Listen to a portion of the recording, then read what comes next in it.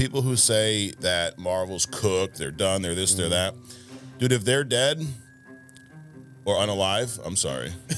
No, I don't mean to offend anyone that's dead out there. If they're unalive, Marvel, you don't get 275 million digital views on a 6-hour live stream. There's so many characters that can do so much stuff. There's so many stories, but they just keep, vomiting up the same thing, slurping it back up, and vomiting it back out again, dude. It's like, come on. Diddy-ish. Vomiting or the slurping? Both, yeah, definitely both. We saw Giancarlo Esposito in there as a weird version of Sidewinder. He did an amazing job at playing a character. Yes, he did a great job at playing an assassin. Yes. Not Sidewinder. Right. He wasn't Sidewinder, he was fucking Sideliner. Right. It was kind of a waste. Absolutely. Why is it that everybody Daredevil fights is a badass fighter? He never fights anyone who sucks. Right. He ain't Jake Paul fighting Mike Tyson, bro. Yeah. That never happens to him. He's always fighting someone who's equally as badass as him or pretty fucking close. Does it seem accurate to you? Or? I'm thinking fact checking is probably required here. All right. Welcome to Only Comics. I'm Mike. That's Adrian. Yes, I am. What's up, bro?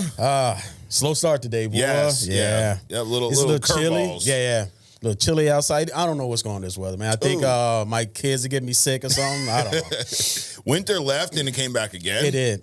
And it just doesn't want to end. Left again and came back again. Yep. And it was all just this week. Yes, absolutely. Now, I will tell you, my drive here, I only live like 15 minutes away. Uh-huh. And there's always something going on. Right. This week, I feel like the people around us are watching the show, Adrian. Because I told you about the guy a couple weeks ago that, right? And today, I'm in the left lane. I'm in the passing lane, Adrian. There's 2 slow cars in front of me. You know what they did? They just got out of the way. They didn't get upset. They didn't flip me off. They didn't, you asshole. They just were like, oh, he wants to pass us, so let me move out of the way because I don't want to pass anyone right now. It's amazing how that works. It's great. See? It's great. What's it have to do with comics? Nothing. Because that's the only thing we're going to discuss today is comics. Probably not. Probably not. There might be some other stuff, right? Right. But hey, shout out to all the interns out there. Did a bunch of T-shirt orders this past week. Nice. We wore the new fetching T-shirts last week, right?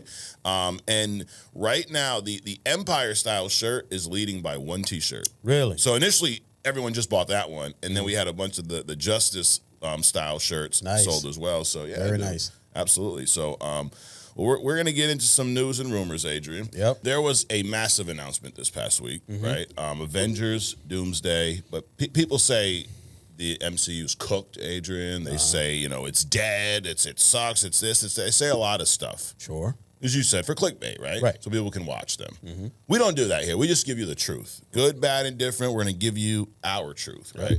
Check that truth, but we try to give you the truth. Yeah, you definitely should fact check most, if not everything, you hear from us today. Right, right. This podcast will give you homework because you got to watch us. Then you got to go fact check 2 hours worth of content because you just never know, dude. Some stuff we may be right about, some stuff not so right. Yes. But there was a live cast, dude. This is where I go. The people who say that Marvel's cooked, they're done, they're this, they're that. Dude, if they're dead or unalive, I'm sorry. No, I don't mean to offend anyone that's dead out there.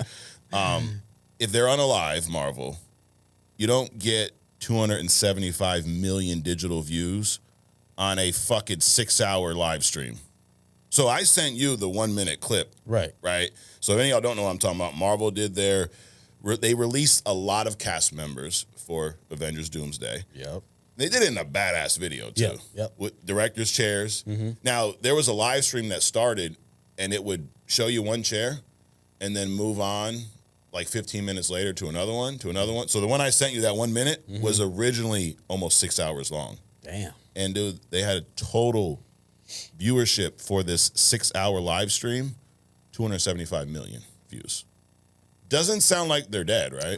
Doesn't sound like it to me. It's kind of like the opposite. Right. So it's pretty alive, not unalive. Well, unless, you got a bunch of more people that want to watch something that's dead. Yeah. I'm just saying. Oh, yeah, maybe it's that. But, dude, there were so many names. I mean, a lot of these you weren't surprised by. Sure. Right? Some of them you were, right?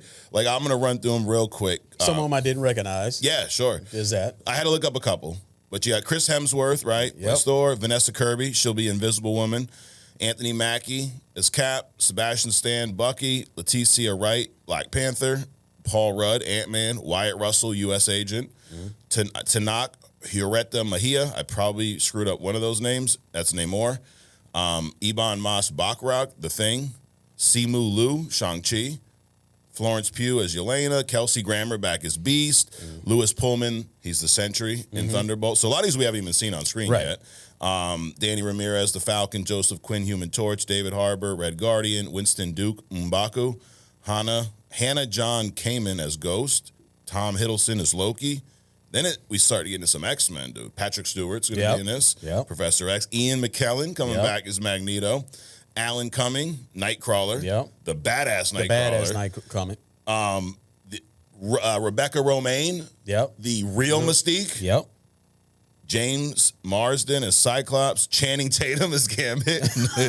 Him and his big head glory, bro. Right. Hey. And Pedro Pascal, Mr. Fantastic, and last but not least, Robert Downey Jr. in the chair of Dr. Doom. So pretty cool. Of all these, was there anyone that surprised you, or what surprised you the most out of all these guys? I mean, considering what this is about, none of it surprised me. But dude, you didn't know this, and I came in this morning. You know, we talk about Marvel watching us, right?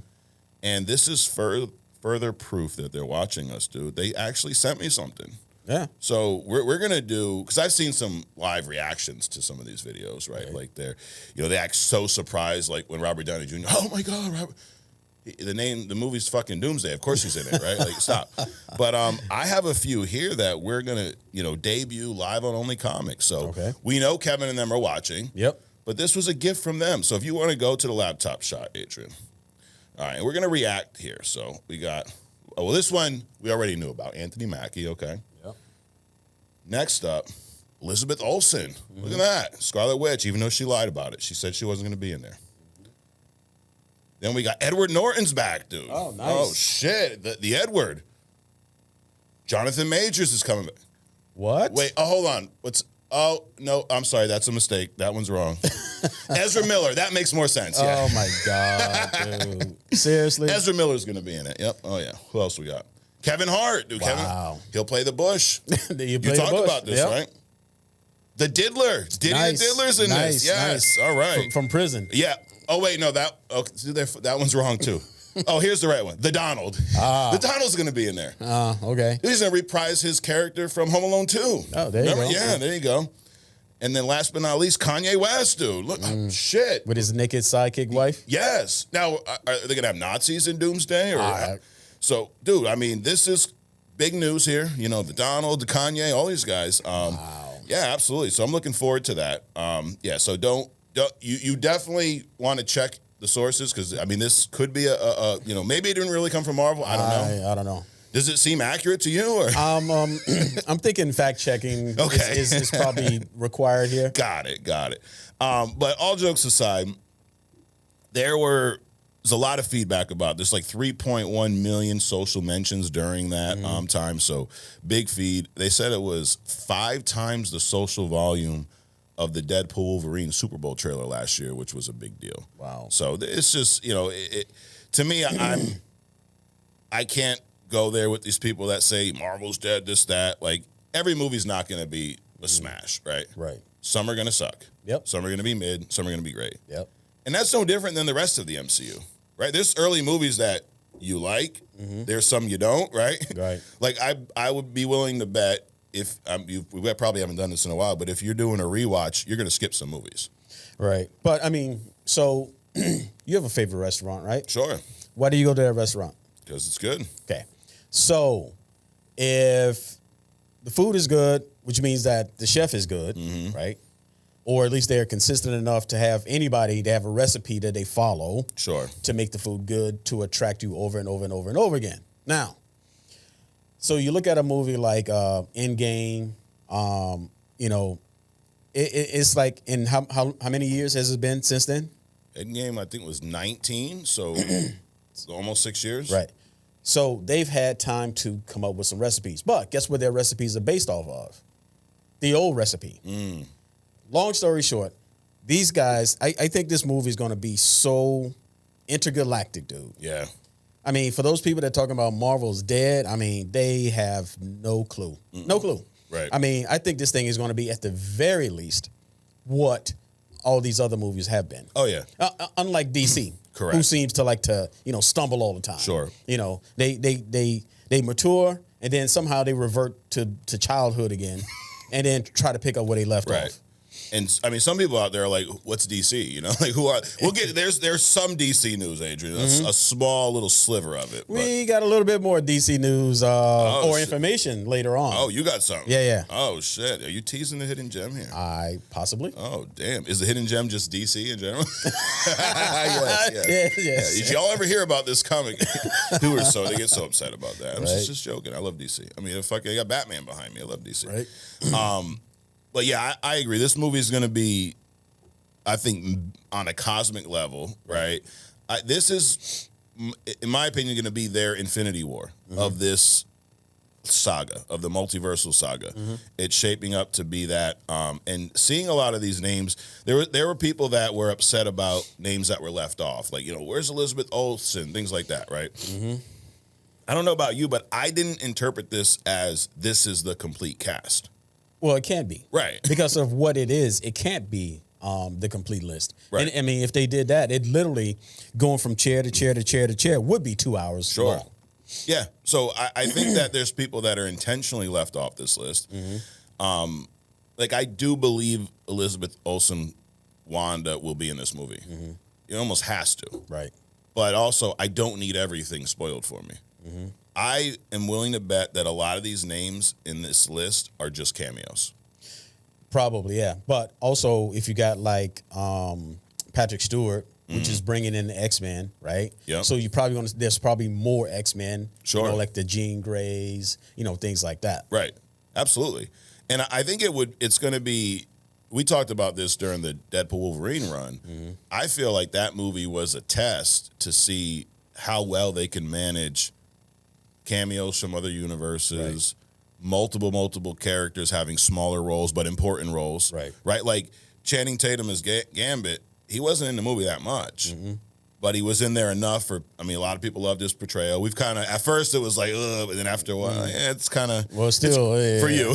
It's grown on me a little bit. My only thing, I was talking to somebody about this last week, is his big ass head. It's more the look. Yeah, that's really all it is. Right. It has nothing to do with the his voice. I mean, I've never heard that accent before. Yeah, but I'm assuming that's close. Sure. Right? It's just that big ass head, dude. It's like almost if you got a face, right? But then somebody has a pimple on it that's the size of their face. It's ridiculous. Right. Yeah. In Gambit's build, like someone like Andrew Garfield could play Gambit. That's Gambit's build in the comics. You're right. Tall and lanky. Yeah, I could see Andrew Garfield as Gambit. Yeah. Just, maybe just not Spider-Man. No. I like him as Spider-Man. Hey, that's my boy. But my point is, I bet a lot of these characters are probably in a scene or two. Like you're not going to have, I don't think we're getting X-Men versus Avengers here. Yeah, that's what a lot of it's going to be X-Men. No, it's not. It will probably lead to that at some point, but we're not getting that in Doomsday before Secret Wars, I don't believe. Right. Well, probably the only fights that you're going to see between the teams is, my X-Men and versus everybody in there is used to being in charge. Yeah. Right. Yep. So who takes charge of this thing here? I mean, you got the whole universe at risk. Right. Right. Yeah. I believe they're going to show up. I think it's going to be one. It's going to tease the incursion, right? Because you have in Secret Wars in the comics, 2015 version, you have the Ultimate Universe in the comics, and the 616 universe are the last two. Right. And the incursion is happening between these two. We see the fight start, right? And then we see that white flash, and everybody ends up in Battle World, God Emperor Doom, and all that stuff, right? So, and we know that Secret Wars is the last movie of this saga, so it's going to lead to that. I would assume we're going to see some cameos from these people as we kind of peek into their universe. as the beginning of this incursion starts. But I'm not expecting Patrick Stewart to be like a co-star in this movie. Right. I bet it's a small role, because if that was the case, I don't think they would have announced. I think they announced their cameos and some of the big surprises they're probably saving. Right. Right. Which I'm all for that. Yeah. I mean, I think one of the things that COVID brought out was people seeking alternative work. Right. And a lot of stars have moved to like OnlyFans. Yeah. Right. So they're accustomed to smaller bite sizes just to keep working. And I think that shift is transitioning over into the movies, right? It's like, well, I don't need to make, back in the day when Will Smith, made $20 million off of Wild Wild West. I mean, those days are probably over. Yeah. Because, but now they're willing to say, well, just give me, I'll take $1 million, just, cut me down to 15 seconds or something like that. Right. And they're willing to share the screen is what I'm getting at. Yes, absolutely. So I think a lot of that stuff is coming around. Yeah. And I bet with some of these actors, not that they have to do this, but it's probably already been negotiated. Like they had Patrick Stewart back for Doctor Strange too, remember? Right. In a cameo. Right. A quick scene, they killed him off, whatever. But I'd be willing to bet they have some of these guys, like, not on like a lifetime contract, but they're almost like, dude, if I need you, you're going to show up. Sure. And why wouldn't they? Right. Maybe because they don't believe the MCU is dead, so they're all about showing up. Right. See, a lot of people, probably back in the day, would laugh at like, what's the guy, Sam Jackson. He's like in every other movie. Yeah. Right. But now they're picking up that formula. It's like, hey, wait a minute. If I can just pop in here for this quick meal or two, right, I don't have to audition. I don't have to look for the work. It's just like a reoccurring charge or something, except in reverse. Right. Hey, Pat, come on down. Wheelchairs his little ass over there, and pick up a quick million and off you go. But the real question on everybody's mind is, will he be shirt cocking it in this movie? I think that's a good chance, right? It's a good chance. So that was Marvel's release this past week. It was awesome, and they shaved it all down to about a 1.5-minute video, which is really cool. And then you got Robert Downey Jr. at the end, which I don't know if you remember this. I saw a comparison to his appearance and then a scene from WandaVision. So remember, before the Agatha show, we saw Agatha in WandaVision as her neighbor. Right. Then there was that episode where we realized Agatha was behind everything all along. And there's a scene with her sitting in the director's chair. She turns around just like Robert Downey Jr. does in this video, does the shh, and then looks back. So I don't know if it was just a little Easter egg for that or if there's some connection there.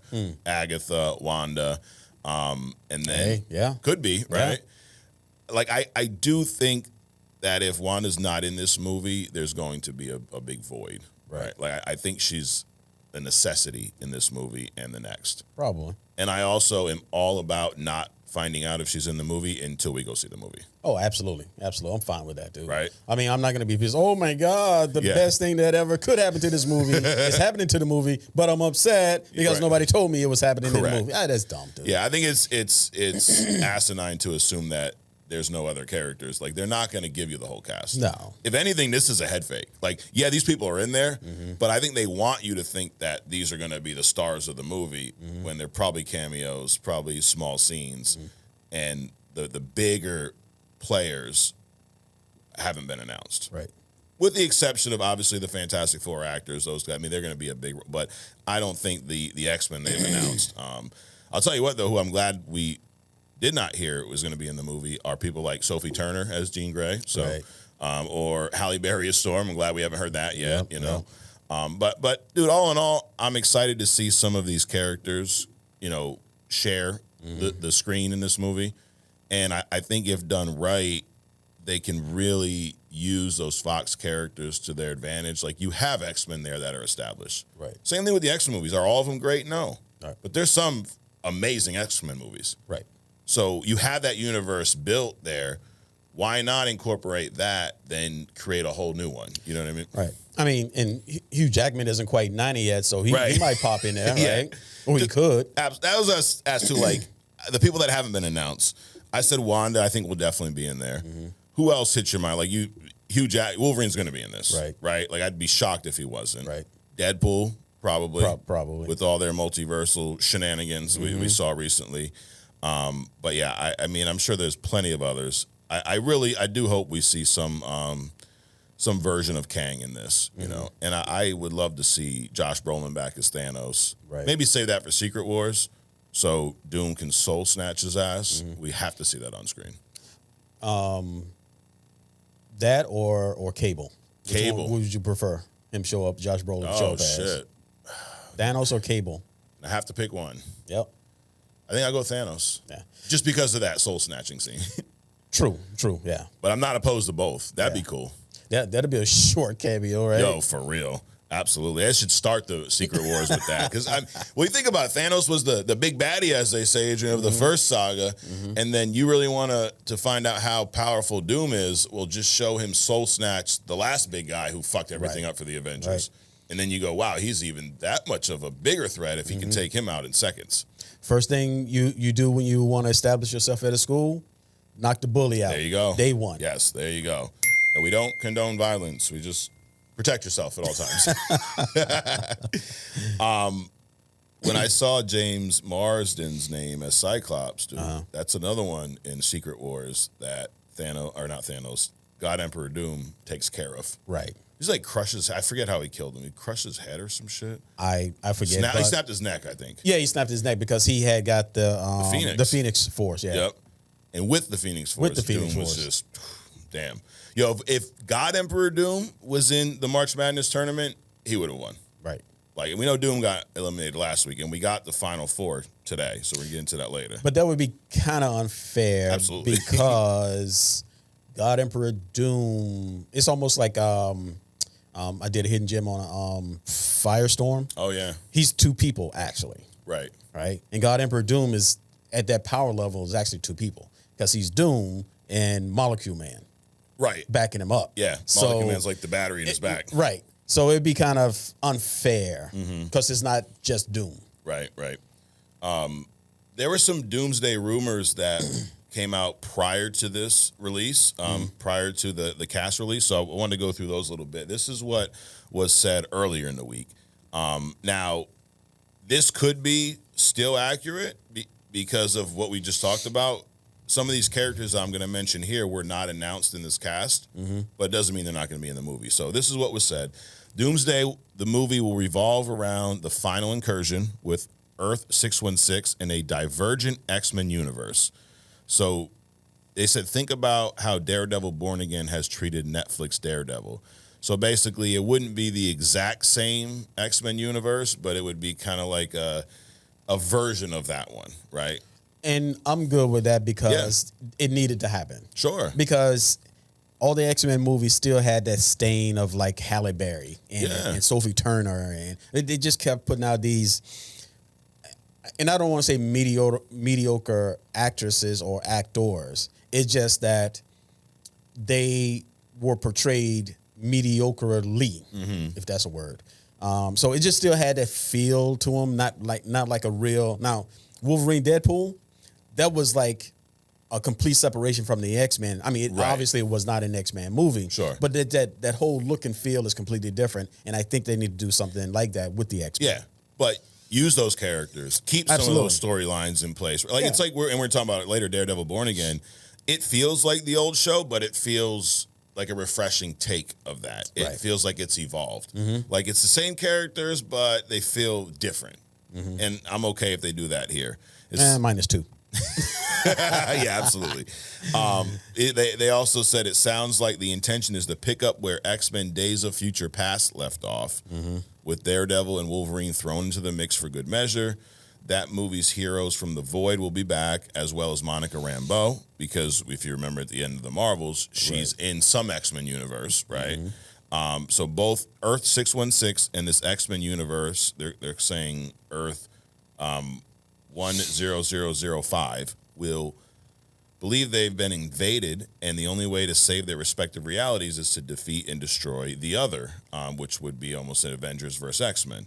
It would make sense that Captain America, or that post-credit scene in Brave New World, where the leader tells Sam that we're going to have some, he doesn't say incursions, but he pretty much says we're going to have some incursions pretty soon, right? This sounds good to me. Yeah. It sounds like, and it kind of backs up what the Russo brothers said last week, where they're going to pull from both versions of Secret Wars, sure. right? So this sounds a lot like the 2015 Secret Wars. And, dude, I'm all for it. I think that they've slowly planted the seeds for this. Like, people say there's no direction right now in the MCU. Well, you're not going to know the direction until you see this movie. Exactly. Like, there's a lot of Easter eggs that we wouldn't know are Easter eggs yet. Right? Like, we've seen incursions in Doctor Strange. Yep. Now, that's going to be a big piece of this. So why was that there? Just to familiarize us with an incursion. What it is people feel entitled. Yeah. Like, the directors need to send them like a telegram saying, hey, this is the direction that we're going right. in. You know, why don't you give me your opinion about it? No, dude, they don't need to tell you shit. No. They obviously have direction because they're making movies. Sure. That alone requires direction. But they don't need to tell you where they're going. Correct. I mean, we've been doing this 2 years, and we finally got some news directly from Marvel earlier. Exactly. You know? Or maybe it was. I have to confirm that. Yeah. It seemed accurate, though. Ezra Miller, though? Over Jonathan Majors? I mean, that's yeah. Hollywood, right? You got your boy Majors? No, we can't bring him back. Ezra Miller? Yeah, sure. Come on back, bro. No one cares. I mean, that's pretty it's pretty accurate, right? With your hip switching at 10 million miles an hour ass. He's going to play Quicksilver.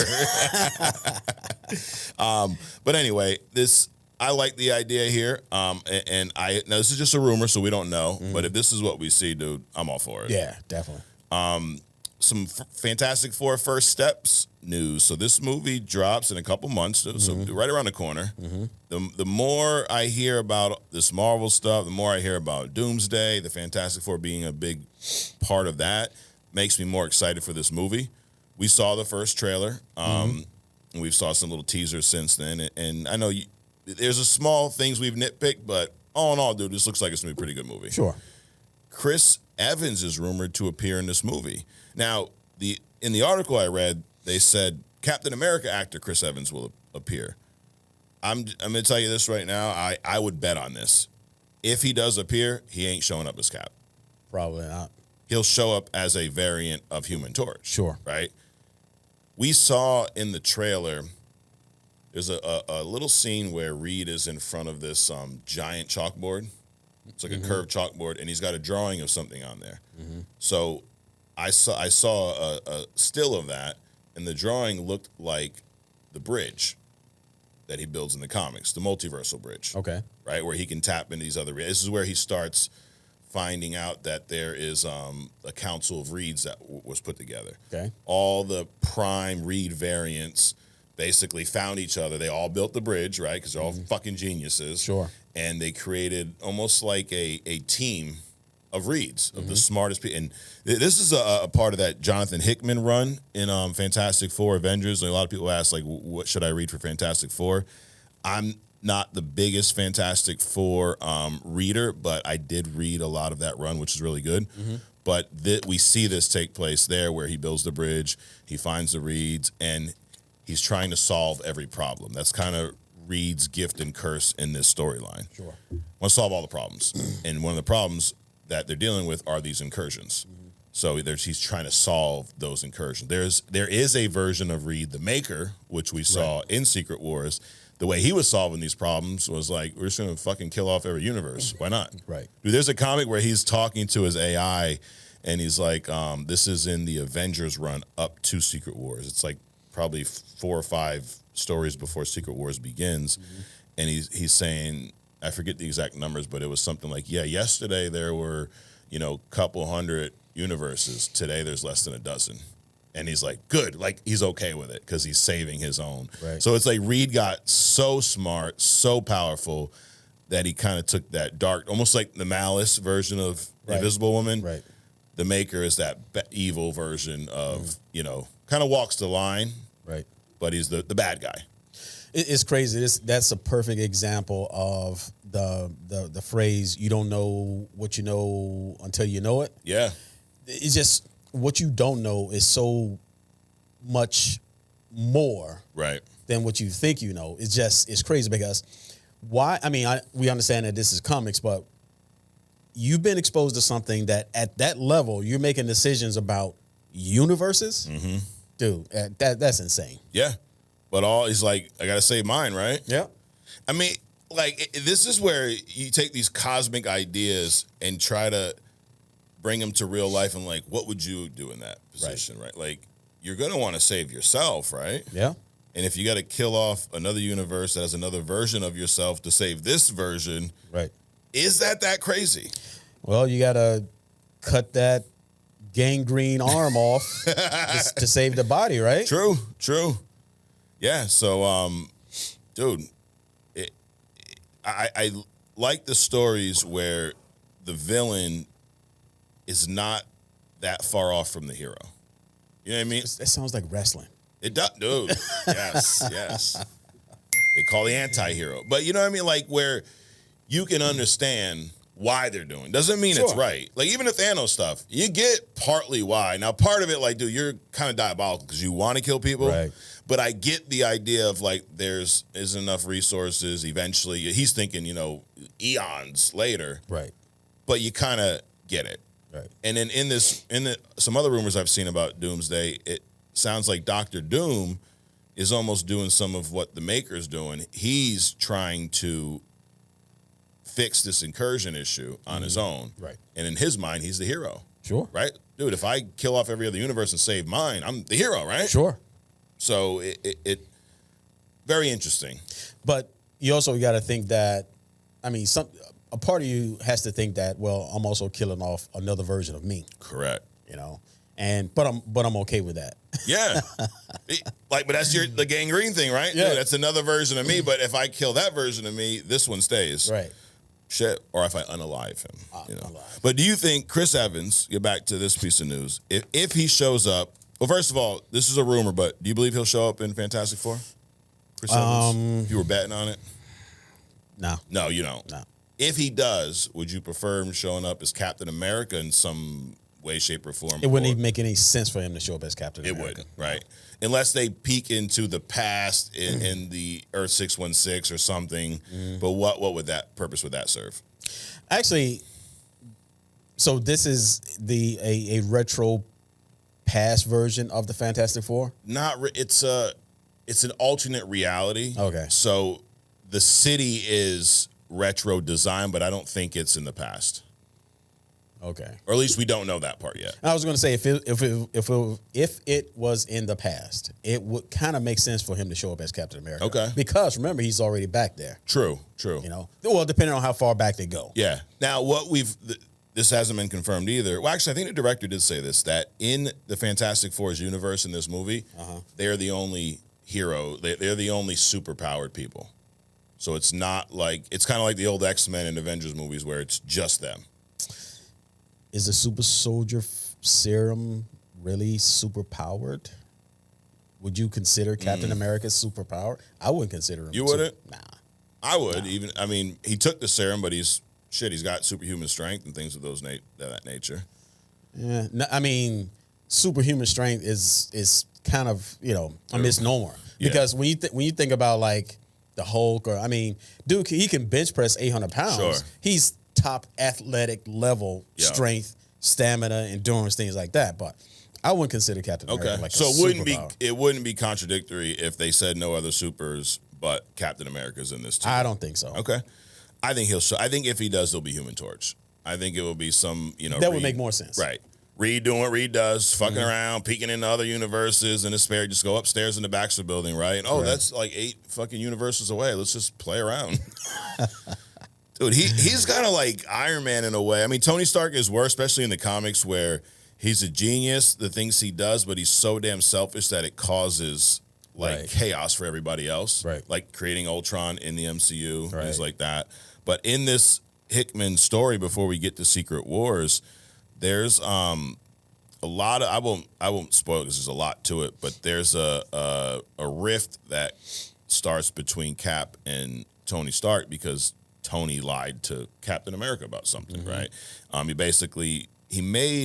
There was something where Cap was in the Illuminati, right? And the Illuminati is that group, like we saw them in Doctor Strange.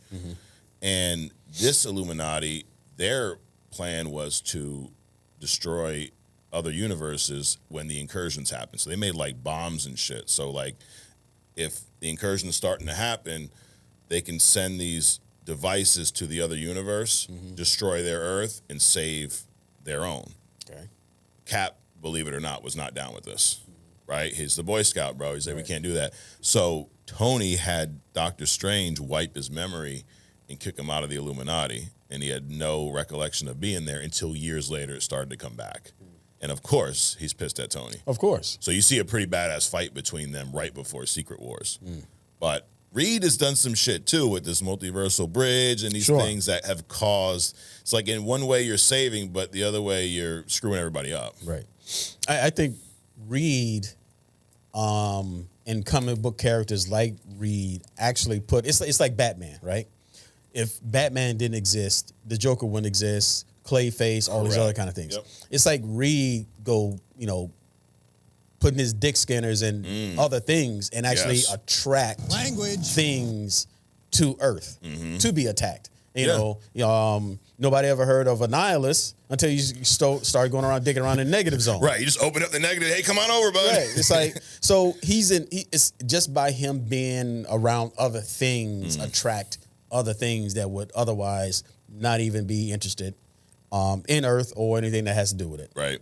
So anyway, more news about Fantastic Four First Steps. We had reported, I think it was a IMDb piece of news probably about a month or two ago where they rank like the most anticipated movies based off of like searches, right? Yeah. So Fandango, they're that, movie ticket website, all that great stuff. They did something similar, but they polled about 3,000 fans, and they asked them to rank their top 10 movies by most anticipated for the summer. Okay. Believe it or not, Fantastic Four or Superman, neither one of these were number one. So I'm going to start at the bottom. Number 10 was... Wait a minute, hold on. Are the top three like any movies that we've ever heard of, like the Oscars? It's not like the Oscars. No, you definitely have heard of these. All right, all right. So these are all, I guess, expected this summer. Number 10 is Freakier Friday. So remember that movie, Freaky Friday, where of course, they need to do a sequel, Adrian. Right, they have to, right? I remember the movie, but I didn't see it. I never seen it either. I know what it is. Right. I heard it, like it's one of those like cult classics. People love it. Sure. Hey, I got some advice for y'all. Leave it the fuck alone. Create some new cult classics. Beetlejuice, anyone? Remember that shit? Anyways, number 9's Lilo and Stitch. It's a live-action Lilo and Stitch movie. This looks pretty cool. If they make a part 3 Beetlejuice, will our universe collapse? Yes. Yeah. just by them putting the movie out. Right, you can't say the title. Exactly. No. Number 8, How to Train Your Dragon, the live-action version of this. I've never seen the animated ones. My kids love them. Right. And this actually looks pretty good. 7, 28 Years Later. This is a sequel to 28 Days Later and then something else. Wait a minute. Why is it called 7? No, number 7. Sorry. Oh, number 7. Got it. Yeah, no, that was confusing right there. Yeah, not 728. No. Okay. Number 7, 28 Years Later. Got it. I've never seen these. These are like zombie. The first running zombies. Okay. That movie was awesome, dude. Yeah. Awesome. Nice. So, are you excited about this one? I'm skeptical. Okay, so it's not number 7 on your list. It's not like Top Gun. Not at all. So. Okay. Number 6, Ballerina. This is a John Wick spinoff. So I don't. Oh, okay. Is a ballerina a character or something in John Wick? Maybe. Maybe he trained somebody or something like whatever. that. But it's in the John Wick universe. Everyone needs a sequel 30 years later, Adrian. Everyone needs a cinematic universe for some fucking reason. Number 5, here we go. Thunderbolts. Thunderbolts is number 5, most anticipated. Which, dude, the more I see from this movie, I think this is. I'm going to predict that the Thunderbolts is going to be the Guardians of the Galaxy of this saga. Okay. It's going to be the sleeper hit. No one was interested when they first announced it. The more we see from it, everyone seems to be, at least on the page of, it's probably going to be a positive, reaction that we get to this movie. I think it's going to have that impact. I think these Thunderbolt characters will play a big role in Doomsday and Secret Wars. And I think Sentry's going to be a big deal. Okay. Number 4, Superman, dude. Superman's number 4th, so it just edged out some Thunderbolts. Yeah. I don't know. Not looking good for DC, man. Nah, for your boy Clark, dude. And I got some more Superman news coming up next, so brace yourself. Number 3, Mission Impossible, The Final Reckoning. What is it, like the 12th movie now? I guess. I mean, they're good movies. Yeah. Unlike Fast, or is it Too Fast, or is it Furious, or Furious Furiosity? 11 Part 2. But so Mission Impossible, you like these? Yeah. Your boy Tommy Cruise. The Final Reckoning, so maybe it's the last one. I don't know. Let's hope so. Yes. Number 2, the Fantastic Four First Steps. So in the other survey or the other report, Superman was above Fantastic Four. But shit, Fantastic Four is 2 movies above Superman. But it's not number 1. I think number 1 is going to shock you because I'm surprised it's on here. Jurassic World Rebirth is the number 1 most anticipated movie of these 3,000 fans that they polled. I understand that. Yeah? Yeah. It's the kid appeal. Oh, okay. So remember, comics was before Jurassic Park. So you got to be kind of an old head to kind of get into it as it coming out, right? But Jurassic Park came out, 15 years ago, 20 years ago, something like that? Yeah. So it captured a lot of younger people. And so that's what's driving Got it. And this new, this is, I think, the 3rd or 4th one now, but the Jurassic World movies, they kind of rebooted these with Chris Pratt, right? And the first one was really good. I like that one. Yeah. When they were at the park and all that, and you had the T-Rex. Wait a minute, the first Jurassic Park or the first one with Chris Pratt? Both. Okay. But the first one with Chris Pratt was really good. Yeah. The second one, I couldn't even get through, dude. I'm like, this movie sucks, dude. It was bad. Yeah. So I'm assuming this is the 3rd, unless there was a 3rd that I missed. But wasn't there 3 before Chris Pratt? there was at least 3, because you had Jurassic World 1, or Jurassic Park. You had Jurassic Park 2, which was The Lost World, right? And then I think there was a few more. I heard a lot of those were bad. I've only seen like the first 2. But Jurassic World, yeah, I want to say this is the 3rd one, but I ain't interested in that one. No. I'm good. I'll pass. Of all of these, I think I would say Fantastic Four, Thunderbolts, and then Superman for me. Yeah, same with me. Those literally are the only ones I would probably watch. Boy, Cal Al, dude, he's not drawing them in. Nope. But it's that stupid dog, man. I'm telling you, they didn't race swap or gender swap the dog. Yeah. They just put something else in there. They breed swap the dog. There you go. Right? There you go. Now we're breed swapping. Look at that, dude. How about just no swapping? Yeah. How about that? So, Jor-El. I got some swapping news coming up. Though. Oh shit! Dude. It's all coming, man. You're just teasing everybody today, Adrian. You're just teeing them up, dude. So stay tuned. Stay tuned. And actually, if you haven't already, like this video, share it, subscribe, do something while you're sitting there watching us. Jesus, drop some comments. Jor-El. Yep. Superman's dad. Yep. He's not a major character. Or is he? I mean, you usually see him when Krypton's like blowing up and he's sending the baby, hey, go to Earth type shit, right? Well, I mean, he's a big deal. And now, if you were going to make a movie about Krypton, it would be a bigger deal. Okay. But he's a big deal in that, he sent his son to, help save us from ourselves. Got it. So you don't expect, he is going to be in this movie, and I'm going to tell you who's playing him in a minute. But you don't think he would be a big presence in this movie because this movie is established Superman. We'd probably see him do some type of flashback or something. Or I've seen him show up as an AI kind of a role. Because does he die when Krypton dies? Is that the story usually? Yeah. Of course, I'm sure there's one where he magically because everyone survives Krypton. I mean, he could have put himself in a negative zone where you don't age, and then somebody years later pulls him out. Okay. There's different ways to do it. Is that what Paul Rudd did? Because he don't fucking age. Yeah. This is not a rumor. This was actually confirmed. Bradley Cooper is going to play Jor-El in the Superman movie. Okay. You can pull it off? Yeah. Yeah. Yeah. And obviously, when I first heard this, I had to get my mind right because I'm like, he seems kind of young to be David Cornsweat's dad, but it would be baby Kal-El, him shipping him off, putting him in his little pod. Hey, go to Earth while I die here in Krypton type shit. Well, the other thing, if he shows up on Earth any kind of way, he's going to show up.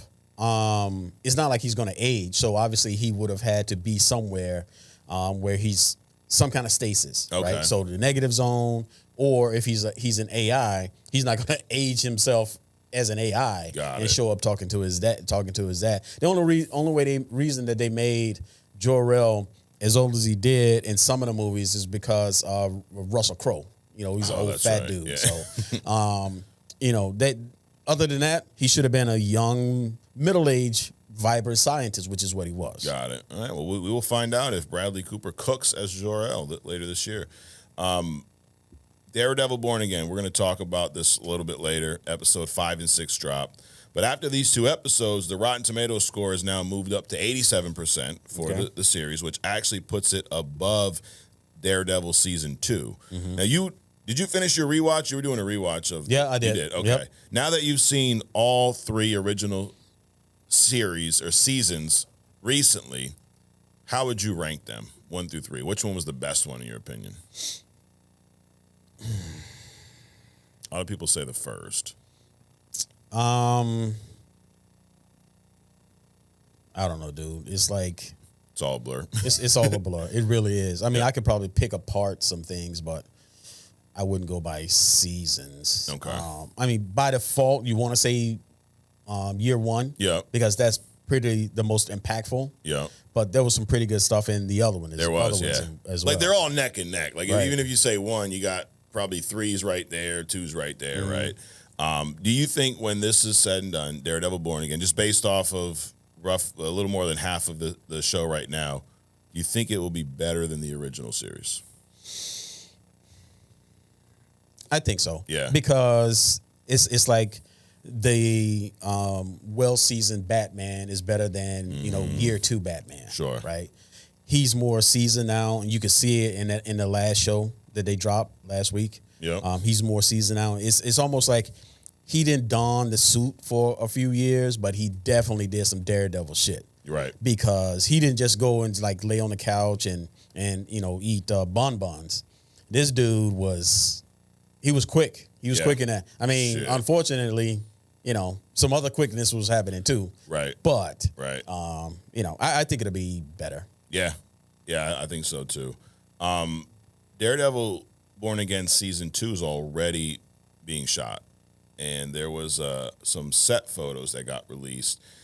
Now, Daredevil has some cool costumes in the comics. Yeah. So far, all we've really seen is the red one, right? Just different versions of it, and then we've seen kind of some homemade type ones in the Netflix shows, right? That red and yellow one was crazy, dude. Oh, and She-Hulk? Yeah, that was weird. That was like some old Wolverine stuff. Which is based on a very early Deadpool suit in the comics. Yeah.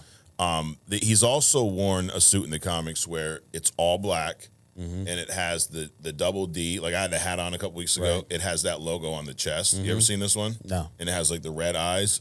Dude, it's a badass suit. So there's some set photos. Actually, if you go to the laptop shot, all right. So here we got this one. It's not the best photo, but check that one out. And then we got this one here. So that's pretty badass. Yeah. And then we see him here as well, kind of in the dark. But so we're getting this suit in the next show. So just wanted to show you that real quick. Cool. Yeah, I like it, dude. Yeah. Pretty badass. Yeah. I think what we should do one of these weeks, it actually could be a series. Like, we just did the March Madness. We got 2 more weeks left of that. This one and next. Ranking comic suits. Maybe we do live action. Maybe we do comics or a mix. But there's so many, dude. What are we gonna rank them on? Because if you put Malice in there, she wins over everybody. I'm just saying. Yes. No, I think we'd have to do for that character. Like, hey, here's, the top 5 Daredevil suits. Oh, okay. Rank them. Because, yes, you're right. If we did the Malice from Marvel Rivals, there's probably not a better suit. Yep. I agree. Daredevil Born Again. I'm sorry. Captain America Brave New World. We saw Giancarlo Esposito in there as a weird version of Sidewinder. Right. Right. Which I think he did an amazing job at playing a character. Yes, he did a great job at playing an assassin, Yes. not Sidewinder. Right. Do you think, though, like, he's a big name that we've seen rumors of him playing Magneto, all kinds of shit, right? Right. Big name characters. Do you think it was somewhat of a waste to use an actor of that caliber to just be a side he wasn't Sidewinder. He was fucking Sideliner. Right. It was kind of a waste. Absolutely. Right? Absolutely. And he's a name that I think for a long time fans have wanted him to join this comic world of movies. There's always been rumors or fan cast, and he should play.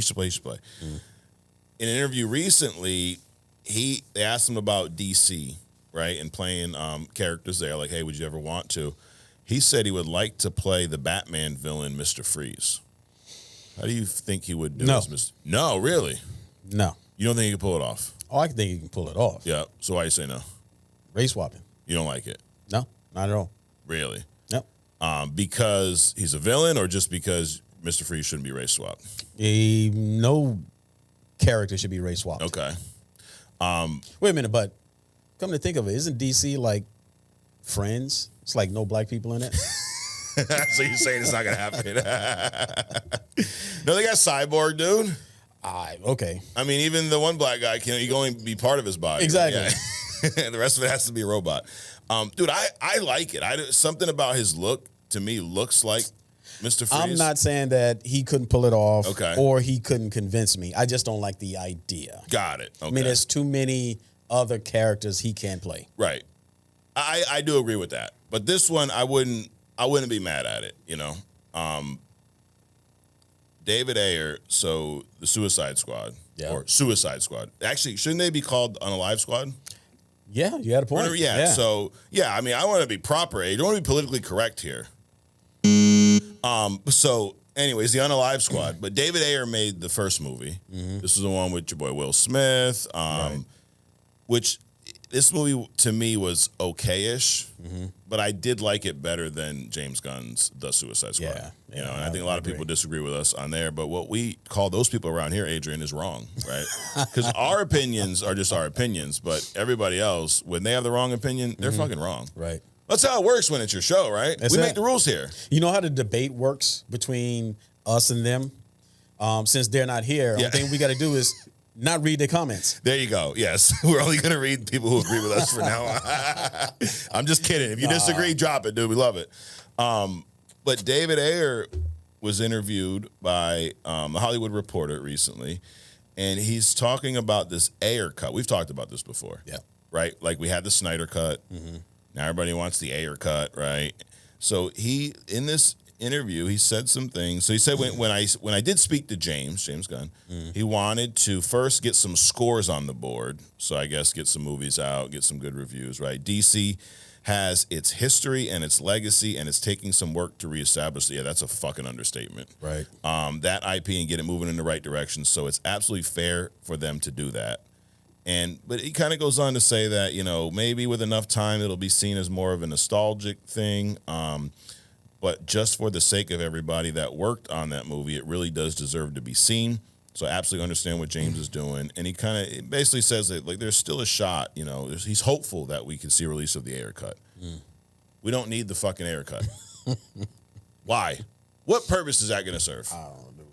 The original movie was not that good. It was okay. Now, do I think that if he released the Ayer cut, would it be better than the original? Sure. Like, just like the Snyder cut it was better than the original. But it's not this masterpiece people claim that it is, in my opinion. Again, there's so many stories. Yeah. Why do you have to keep repeating? You know, why does Superman have to be reborn every time there's a new film? You know, why does Batman have to go down Bruce has to go down the alley every time there's a new Batman? I mean, just move on. You got 75 plus years of content. Move on. Right. So yeah, my opinion is we don't need the fucking Ayer cut. If anyone, if y'all really drop it in the comments. Why do y'all want to see the Ayer cut? Yeah. My thing is this. Let's say this movie does come out. They release it. What's it going to lead to? Nothing. Just like the Snyder cut, right? You just like, oh, I just wanted to show you that the movie wasn't as shitty as you thought it was. Bro, nobody cares. It's going to lead to Werewolf by Night. I'm with you. Hey, just let's build the DCU and make that successful. Right. David Ayer, sorry they didn't release your cut, bro, but you don't need to release it either. Go on and make another movie. Exactly. But that's the news. So we're going to wrap up news and rumors, Adrian, like we do every week, with a little thumbs up, thumbs down. And you guys drop it in the comments. Like if you liked our news and rumors segment, drop us a like. There you go. It helps us out. Everyone always messages, hey, how can we help?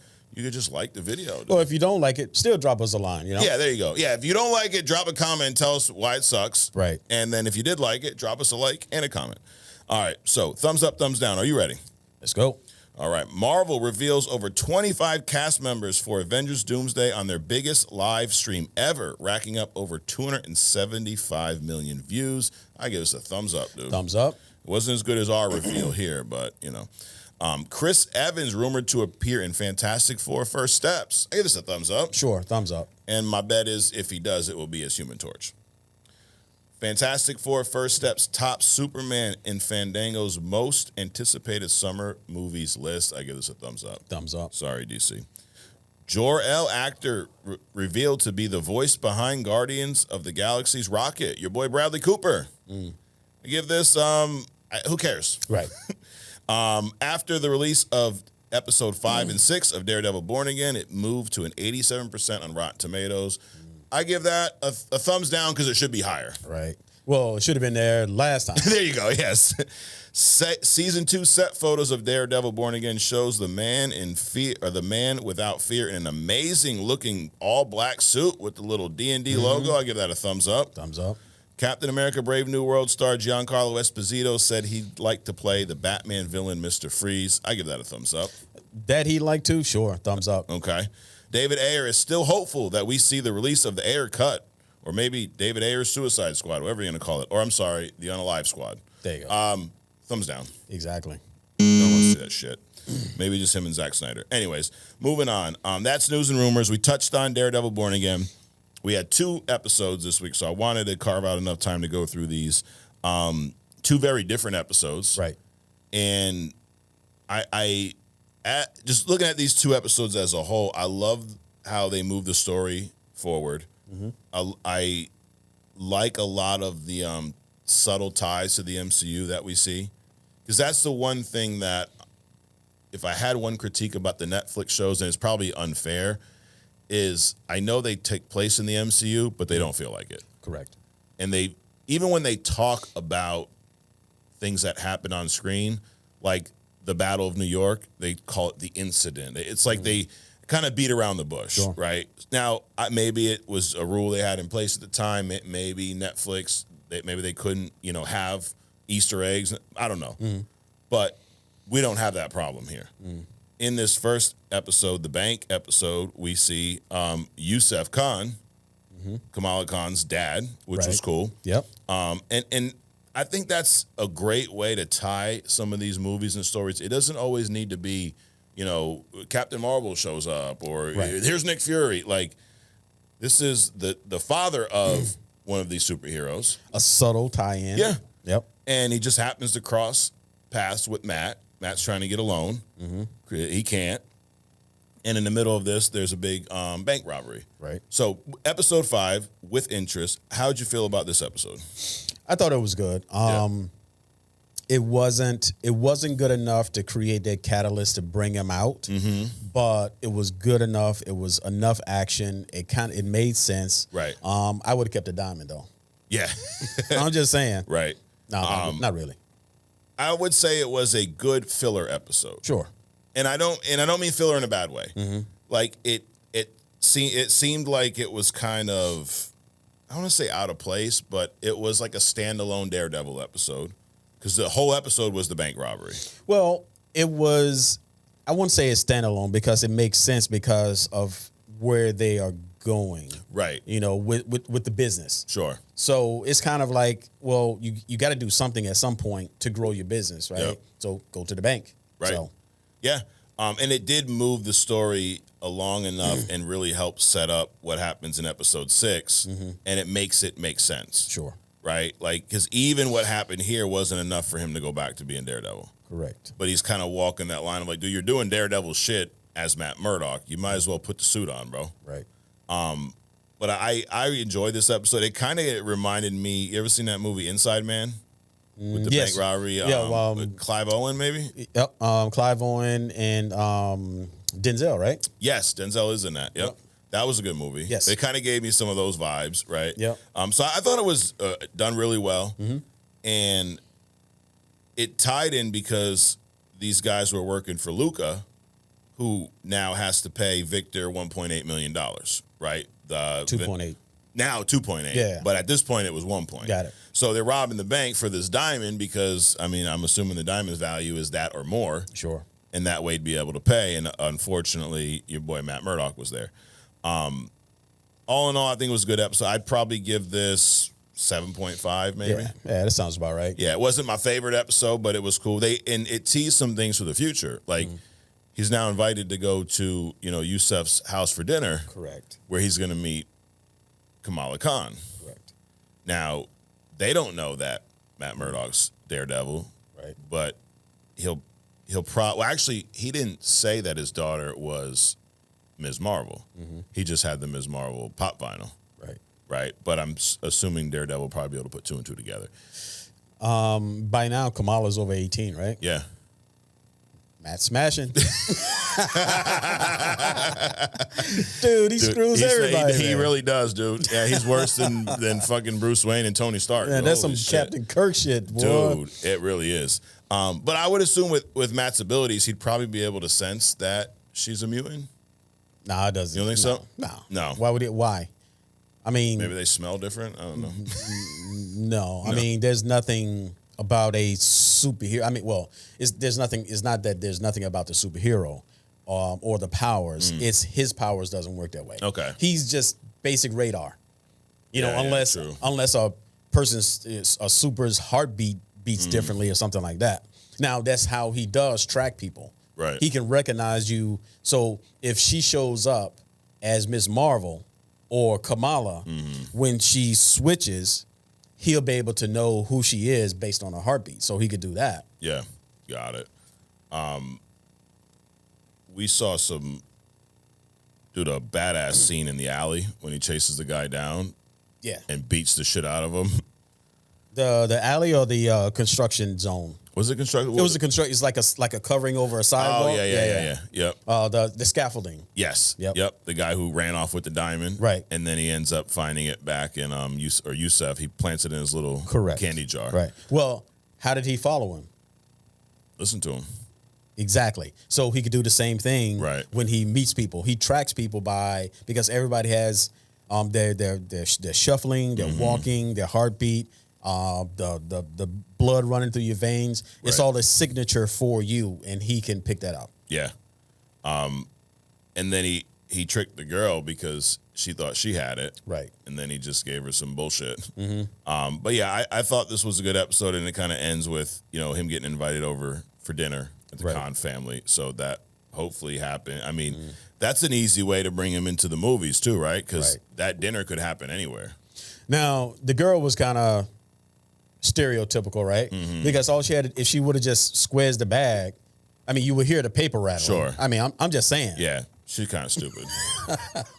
Dude, everyone can't be a genius. I know it's comics, Adrian, and everyone usually is a genius. Right. She doesn't have a genius level intellect label. No, she definitely does not. So yeah, good. I think good filler episode. And I don't mean that in a bad way. I think give it 7.5. But I wanted to save more time to talk about episode 6. Right. Excessive Force is the name of this episode, and dude, a lot happened in this episode. Yes, it did. To me, I'd give this episode 9.5. To me, it's peak. It's definitely an emotional roller coaster. For many reasons we'll get into, but I wouldn't 9.5. I mean, that's I'm glazing strong. it, Adrian. Apparently, yeah. I would do 8.7. Okay, 8.7. After this failed robbery, right? Luca then pays Fisk a visit, right? And dude, he disrespects his shit completely, completely. And Fisk is like, dude, everything in him he's holding back because he could kill this dude in his office in a few seconds. Yep.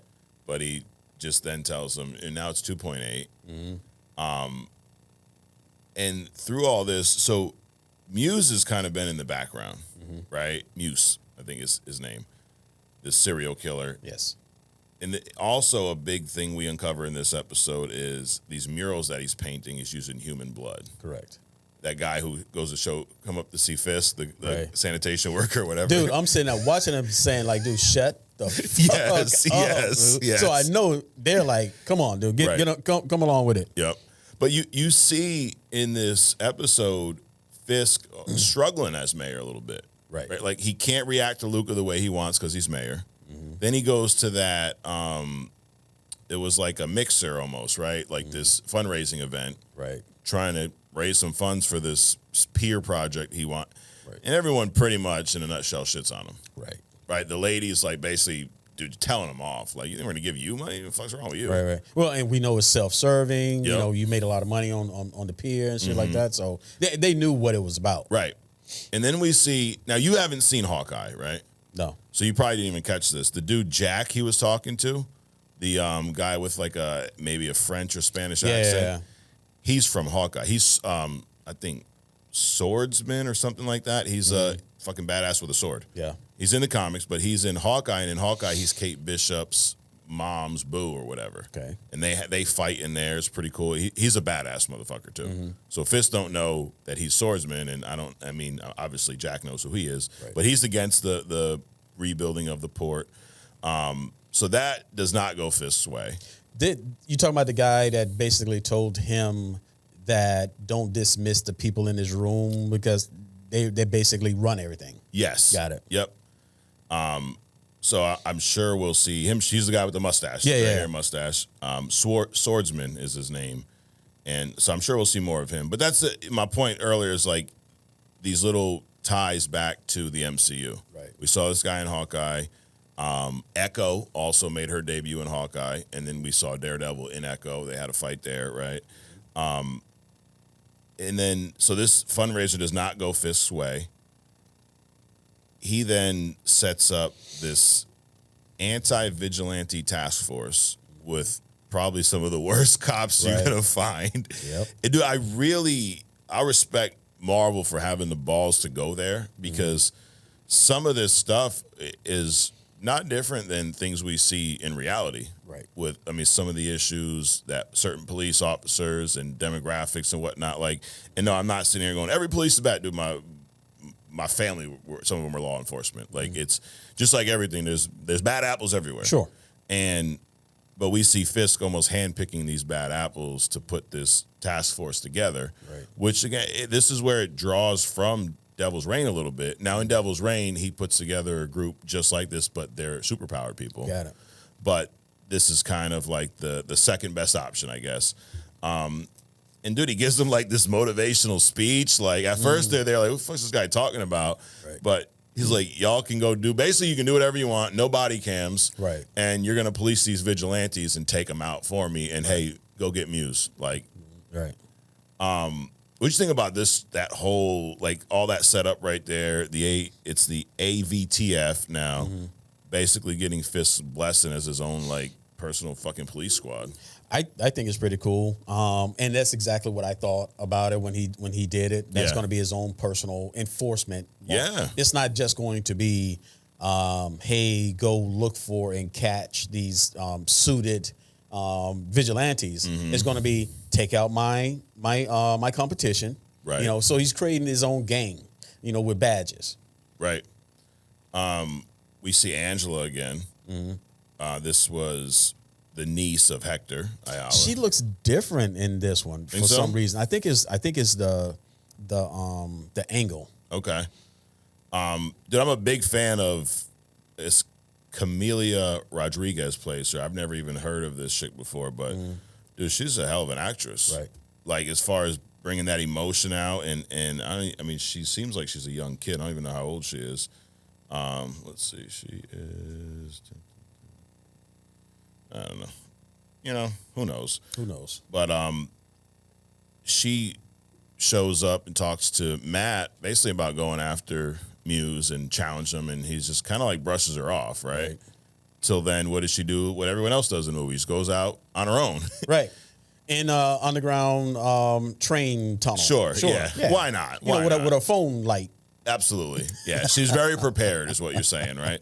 But that leads to Matt getting a phone call from, I guess it would be her aunt, right? Hector's wife. And he pretty much knows where she's going. So he goes and tracks her down. And I love this scene, like he's contemplating, like, what do I do? Right. I've given this up. I mean, we saw the scene in the diner where Fisk basically warns him, like, don't come back. And now he doesn't know this, but Fisk has the team set up for if he does. And I love where he just, fuck it. Right. And then puts the suit on. So this is where the math is not mathing. Okay. Right. So first of all, in the previous shows, the White Tiger and his wife was estranged, pretty much. Okay. So where was she? Was she living with them then?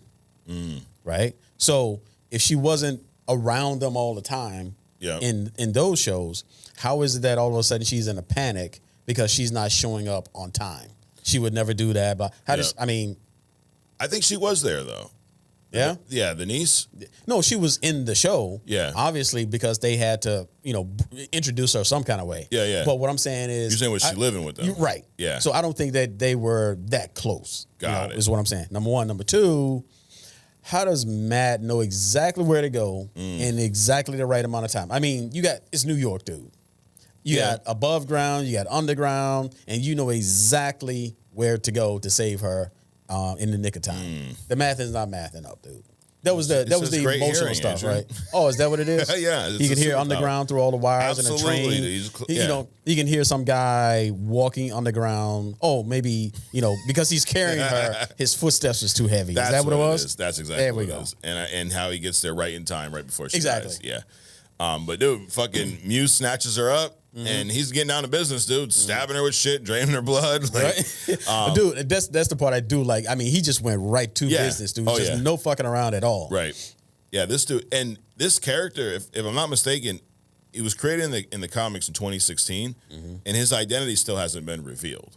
Like, they just know him as Muse in the comics, which, so, I'm sure. I'm cool with that. Yeah, that's cool. And which makes it even cooler for the show because a lot of times when they debut a character, you know who the fuck it is. Right. And now we don't, which is pretty cool. He's sick, bro. Oh yeah, he snatched them two girls up. Oh yeah, can we take a picture with you? Not a selfie. You just want to watch you work. Oh yeah, you're not watching anything at all. But it's like you always talk about people being fascinated with serial killers, right? Like, and there you see it, in this show, right? And then dude, Daredevil shows up. I love he's walking into that little area and Matt comes running down and just fucking attacks this dude. Yeah. And like you kind of alluded to earlier, we see a much better version of Daredevil. Yes. Muse is a badass too. Yeah, I was surprised by that, dude. That dude's wiry. Right. I mean, he was going at him.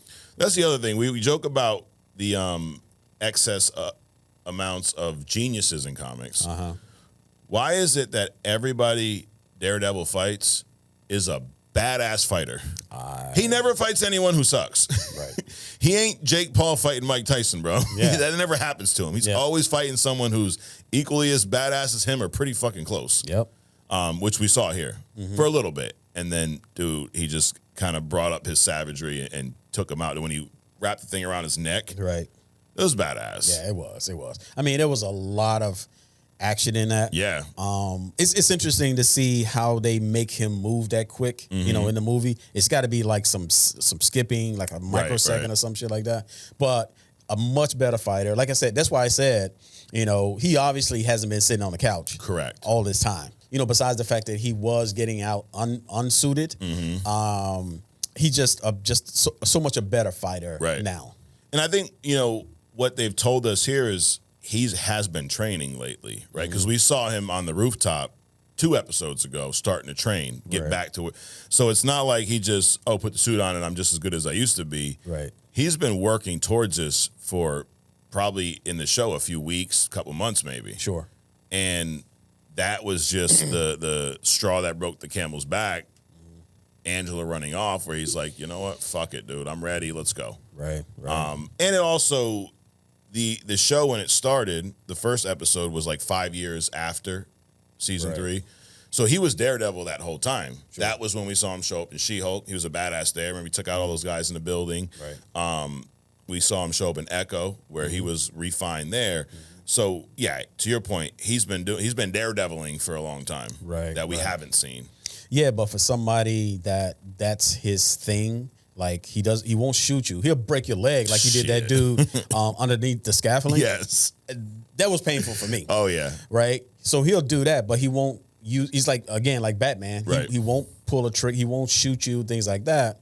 But I mean, so you got somebody like Muse, and I mean, yeah, he kills people, but that doesn't require that level of fighting skill. right. Right. So Daredevil should be so much better than a Muse. Right. So that kind of didn't make any sense to me either. Yeah. Like, why is this guy so combat experienced that he gives Batman gives Daredevil a run for his money?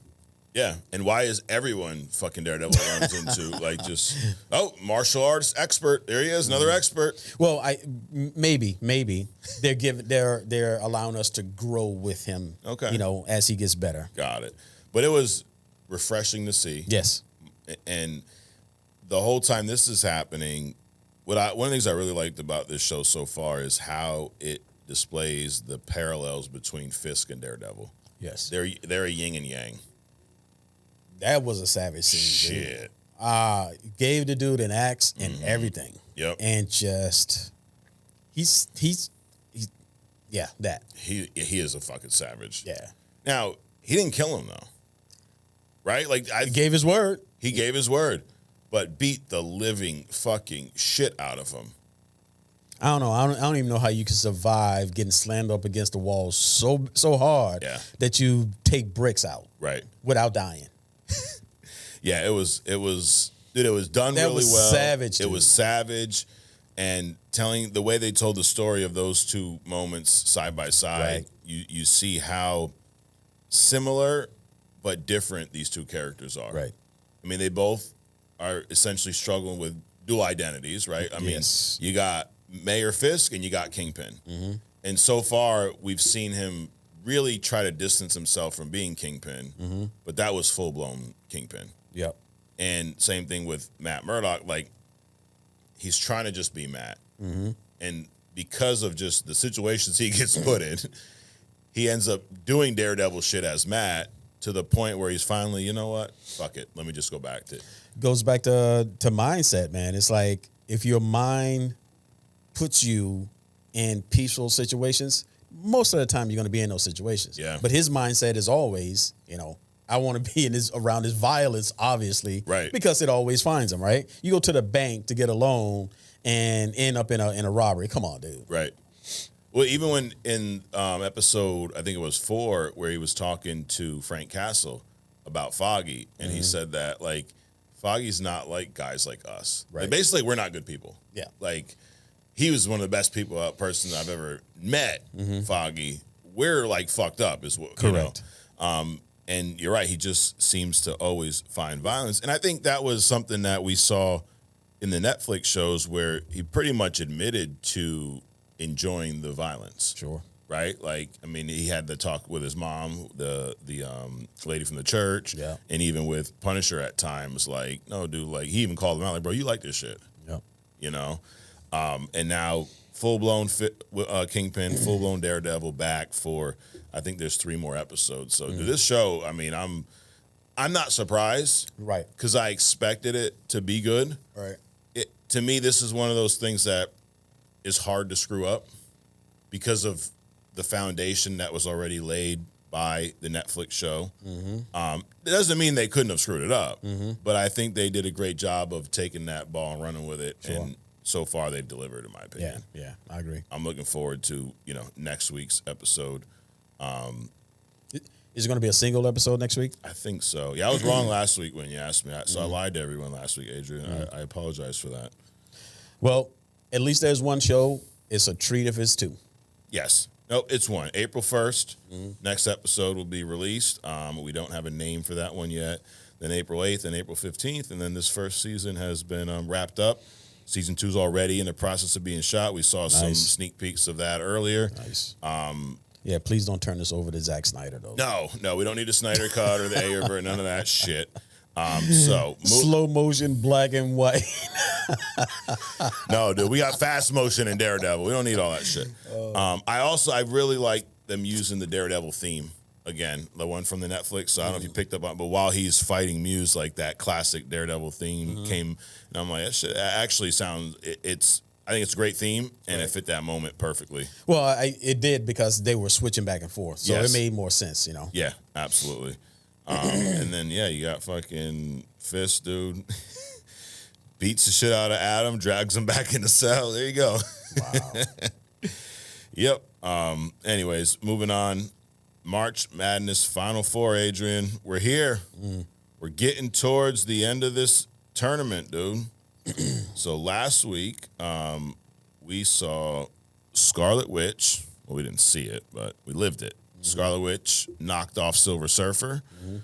Hulk knocked off Lobo. So those two are going to face each other here today. Invisible Woman edged out our boy Batman. Sorry, Bruce. And then Jean Grey, she laid the smackdown on Magneto. So we got Invisible Woman versus Jean Grey, Scarlet Witch versus Hulk. So let's go with Scarlet Witch versus Hulk first. Before we pull that up, who are you saying right off the bat? Who wins that?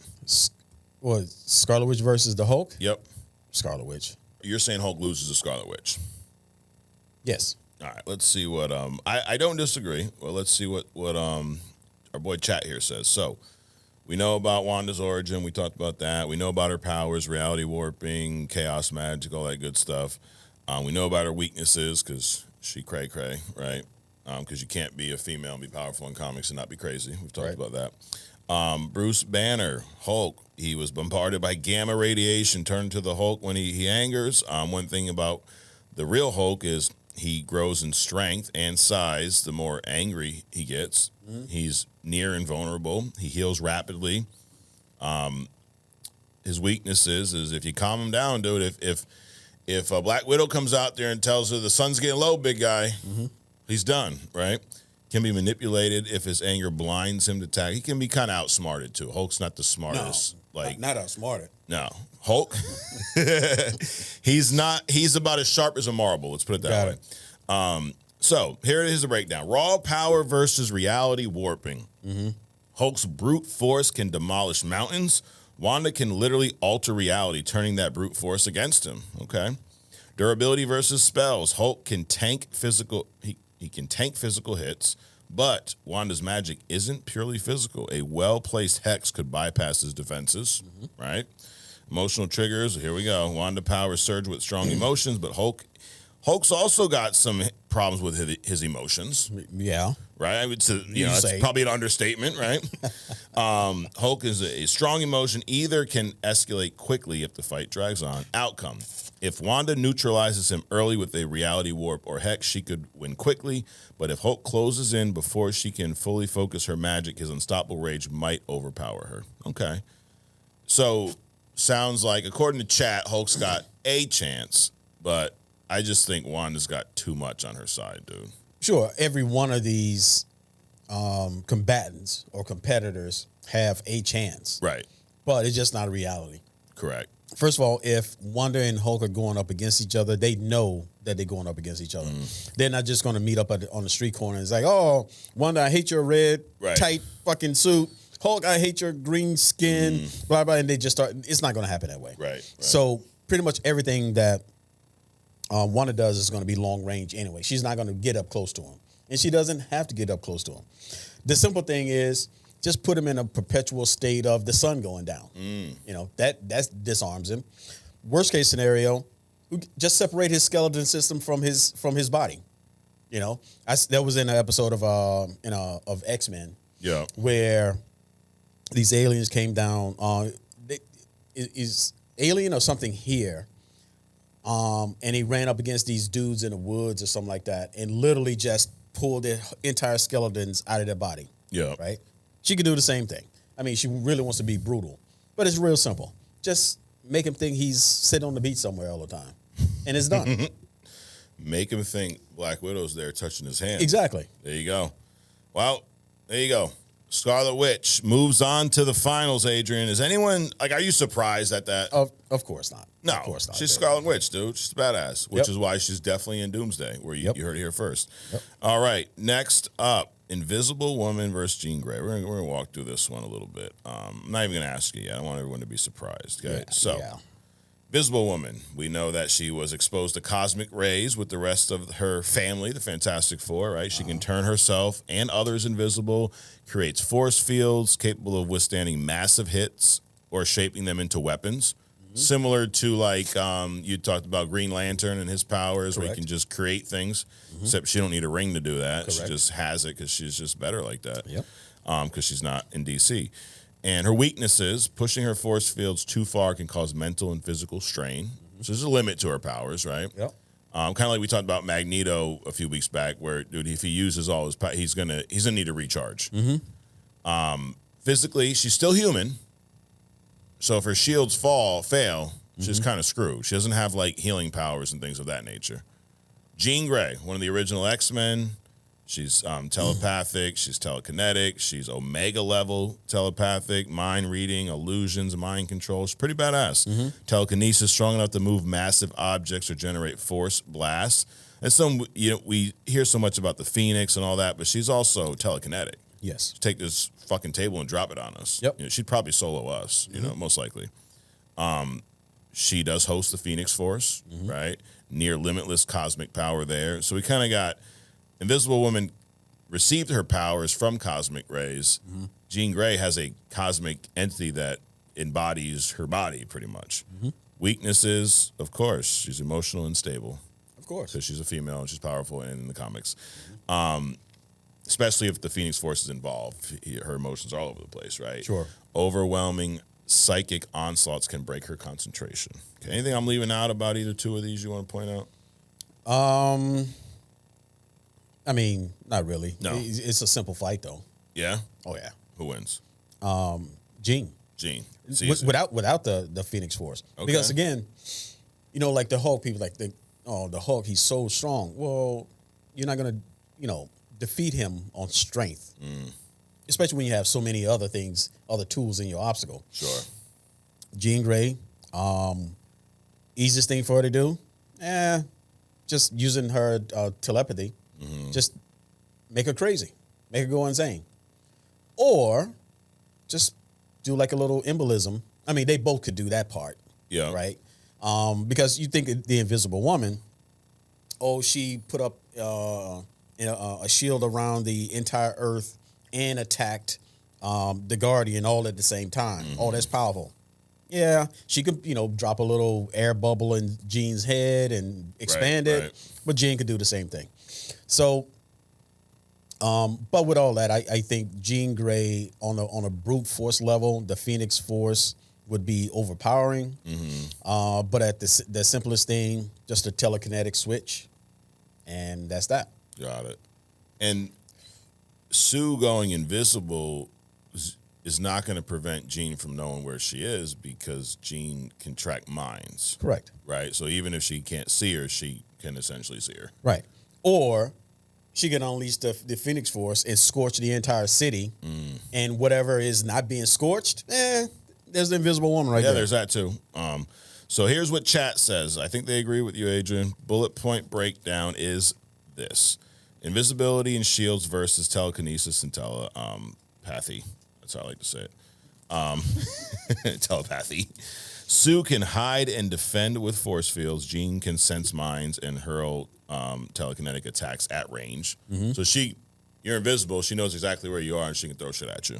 Okay, but force fields may be able to prevent that.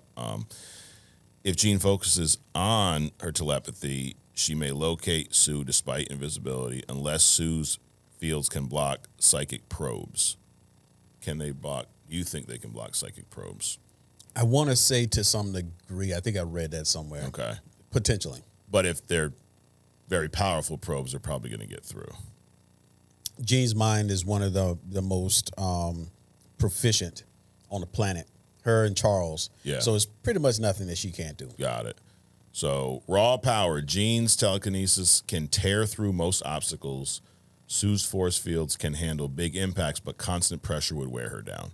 So the first one ain't getting through, but after a while, dude, it's kind of like that, you know, in Infinity War when Wakanda has that shield. Right. And at first, dude, when there's like, you know, a few hundred of these creatures, it's going to hold them. But when they all start pushing through and willing to unalive themselves, Right. then the shield's over. Like they're getting through. You ever seen that movie, The Brothers, Mark Wahlberg? Yes. You know, okay. And the cops come and they start shooting up the house. And they use this technique where they concentrated the bullets in one area and just kept hitting it. Right. It's brick, but if you just keep pounding on it, eventually it's just going to break. Yep. That. So Jean's got her there. Here's the outcome. Jean's mental arsenal is tough to counter. If she quickly pinpoints Sue and maintains a psychic barrage, she'll likely win. However, Sue's force fields and stealth tactics can stall or surprise Jean if timed perfectly. Yeah, it's a big however. Right. Yep, I'm going with your girl, Jean Grey. She's moving on, Adrian. We are going to, here's what we're going to see. Jean Grey versus Scarlet Witch, dude. That's going to be fun discussion. Now, quite frankly, who's surprised to see this? I'm not. I'm not at all, dude. Yeah. Scarlet Witch, Jean Grey. And now this is something that, you know, we're going to see some X-Men, Avengers on screen together. Yep. I'd love to see a full-blown Jean Grey Phoenix Force versus a Chaos Magic Darkhold wielding Scarlet Witch. Right. That would be epic. Yeah. Well, you're gonna be able to visualize it with us next week here. So yeah, there you go. Scarlet Witch, Jean Grey for the finale, and what I am going to do too is find out. A lot of people pick Scarlet Witch. There's a few Jean Grey fans in there, and we're gonna find out who was the first one to say Jean Grey in the chat. And if she wins, or not Jean Grey, Scarlet, if she wins, you're gonna get some free merch here from Only Comics. So. It's a fun tournament, dude. Yeah. Whoever had this idea, maybe it was me and you. But anyways, it was a fun tournament. We are going to move on to We Respond. And after that, Adrian, you have a hidden gem you've been teasing. Yes. So if you were right about Scarlet Witch thus far, drop us a like, share this. Even if you weren't, dude, drop us a like. You know, you can still like us if you're wrong. That's okay. I mean, most people like us and most people are wrong, right? Yeah, there you go. Anyways, We Respond. This is where you comment, we respond. And I am going to start with our intern. Shout out to all the Legion of Interns out there. If you haven't joined the internship, do it now. What are you waiting for? It's $5 a month. You get other stuff, which is like, it's like the opposite of this podcast, right? Yes. Like you got, this podcast is Reed Richards. Other stuff's the maker. Yes. Right? That's how it works. It's like this is our reality. Other stuff's like in the negative zone. Yeah. So, and you can subscribe to that right in the description here or on our YouTube channel. Right next to the subscribe button, there's a join button as well. So Jay Shot It, intern, says, another amazing podcast or another amazing episode. My dog's finally an intern. Yes, he finally joined. Now got to support the best podcast on YouTube. Daredevil episodes 5 and 6 were peak. Yes. We'll get you some here. There you go. Matt, and the parallels between Fisk and Matt at the end were crazy. Yep, I agree. All this Doomsday news just came out, so I want to know what you guys think about it. Well, you have to rewind, and we talked about it earlier. Some of the OG X-Men making a comeback. What do you guys think of the characters missing from the cast? Wolverine, Doctor Strange, Doctor Strange, Deadpool. I think they're going to be in there, dude. Like we talked about earlier, I don't think that they're going to leave all, like, it would be weird for Strange not to be in Doomsday. Right. You know, but they could do it without him. And what they also left off, and this is critical, Spider-Man. Yeah. Because what happens in Secret Wars and in the comics, you know, we get the black suit, which means that we end up getting Carnage. And without Spider-Man being there, or Venom. Venom. Yep. No, without Spider-Man being in Secret Wars, we never see Venom. Correct. Or Carnage. Right. Or the leader that whatever he's called.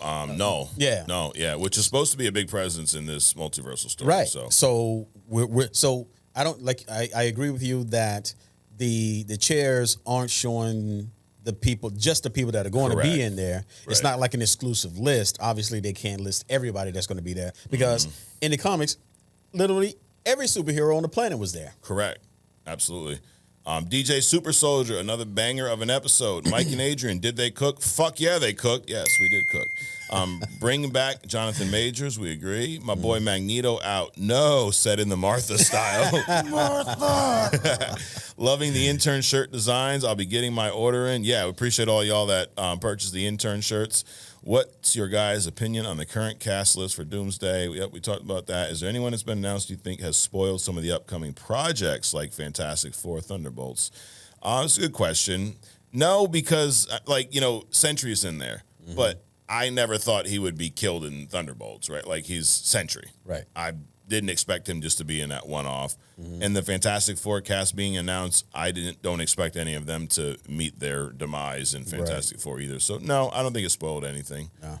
I agree with Mike. I give episode 4 of Born Again an 8.5. Can't wait for next week's episode of Only Comics because I just watched Born Again 5 and 6, and oh, fucking boy. yes. Bro Man Williams, what's up, Mike and Adrian? Another firepower episode. I'm a little late to the party. Work's been kicking my ass, my boy. Hey, you're out there working, bro. That's all that matters. That's it. And work does kick your ass sometimes. Work's a bitch. It's not fun, Work keeps you away from the fun stuff. It does. But you get paid, so that's thing that's a necessity. Mm-hmm. But I wanted to get into this Wrestlemania situation. Oh, yeah, here we go. I'm going to be honest. Even though I'm excited for it, I have to admit, besides the John fuck them kids Cena storyline, the build to Wrestlemania has been a little lackluster. I know Adrian don't give a damn, but Mike, how do you feel about the build-up so far? See, he watches, he knows us. Right. This will probably tell you exactly how I feel about it. Last year, I went to WrestleMania. Mm-hmm. I drove down to Philly with my family. We stayed almost the whole week. We went to SmackDown. We went to WWE World. We went to the Hall of Fame. We went to both nights of WrestleMania. It was phenomenal. But this year, I was planning on going. Me and my wife were going to go to Vegas, just ourselves, and go. And I hesitated because of what Broman's talking about, the build. Like, dude, Philly's a 4 or 5 hour ride. Right. Vegas is flying all the way across the country. Correct. 6-7 hours on a flight. Mm-hmm. It ain't cheap.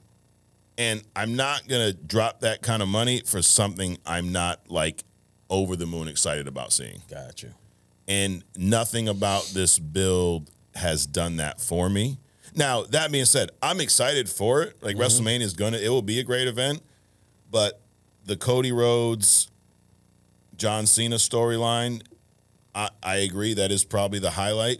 Now, we did see, bro, man, this is probably, this may have been after you posted this comment, but on SmackDown Friday night, we saw that Roman Reigns, CM Punk, Seth Rollins, their match will be a main event. It will close out one of the nights.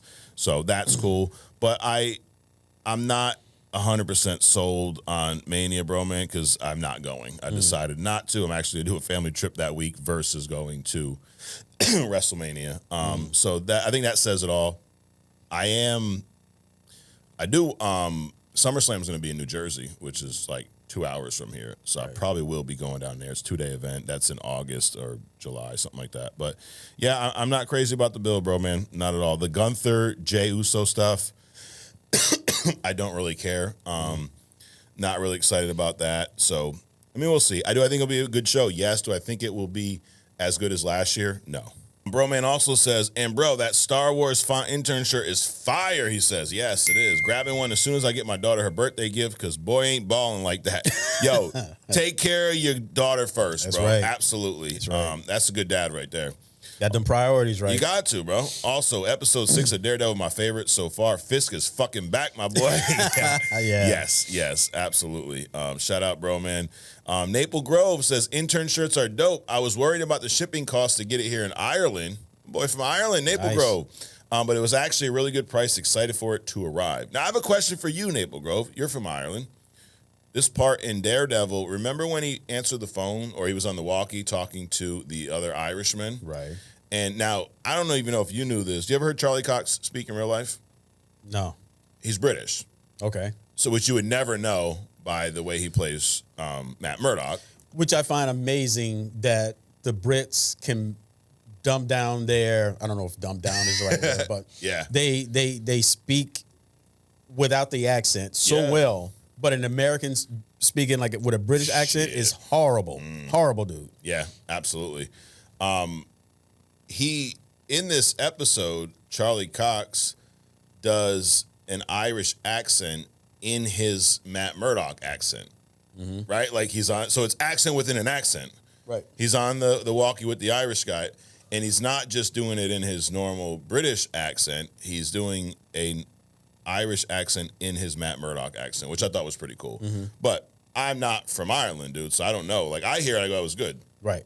Maple Grove, you let us know, dude. Was it good? Do you think it passed the test? Do you think it lived up? Like, would you have been fooled? I don't know. What'd you think of his accent? Not enough to even notice it. Okay. Well, Maple Grove will... I remember the Irish joke, though. Oh, yes. Dude, so that, of all the things that happened in that episode, that's the one I go, the math ain't mathin'. Right. You had that joke? Really? You had that joke prepared? Come on. Knock it off. Nope. Bullshit. It's fake. Fake news.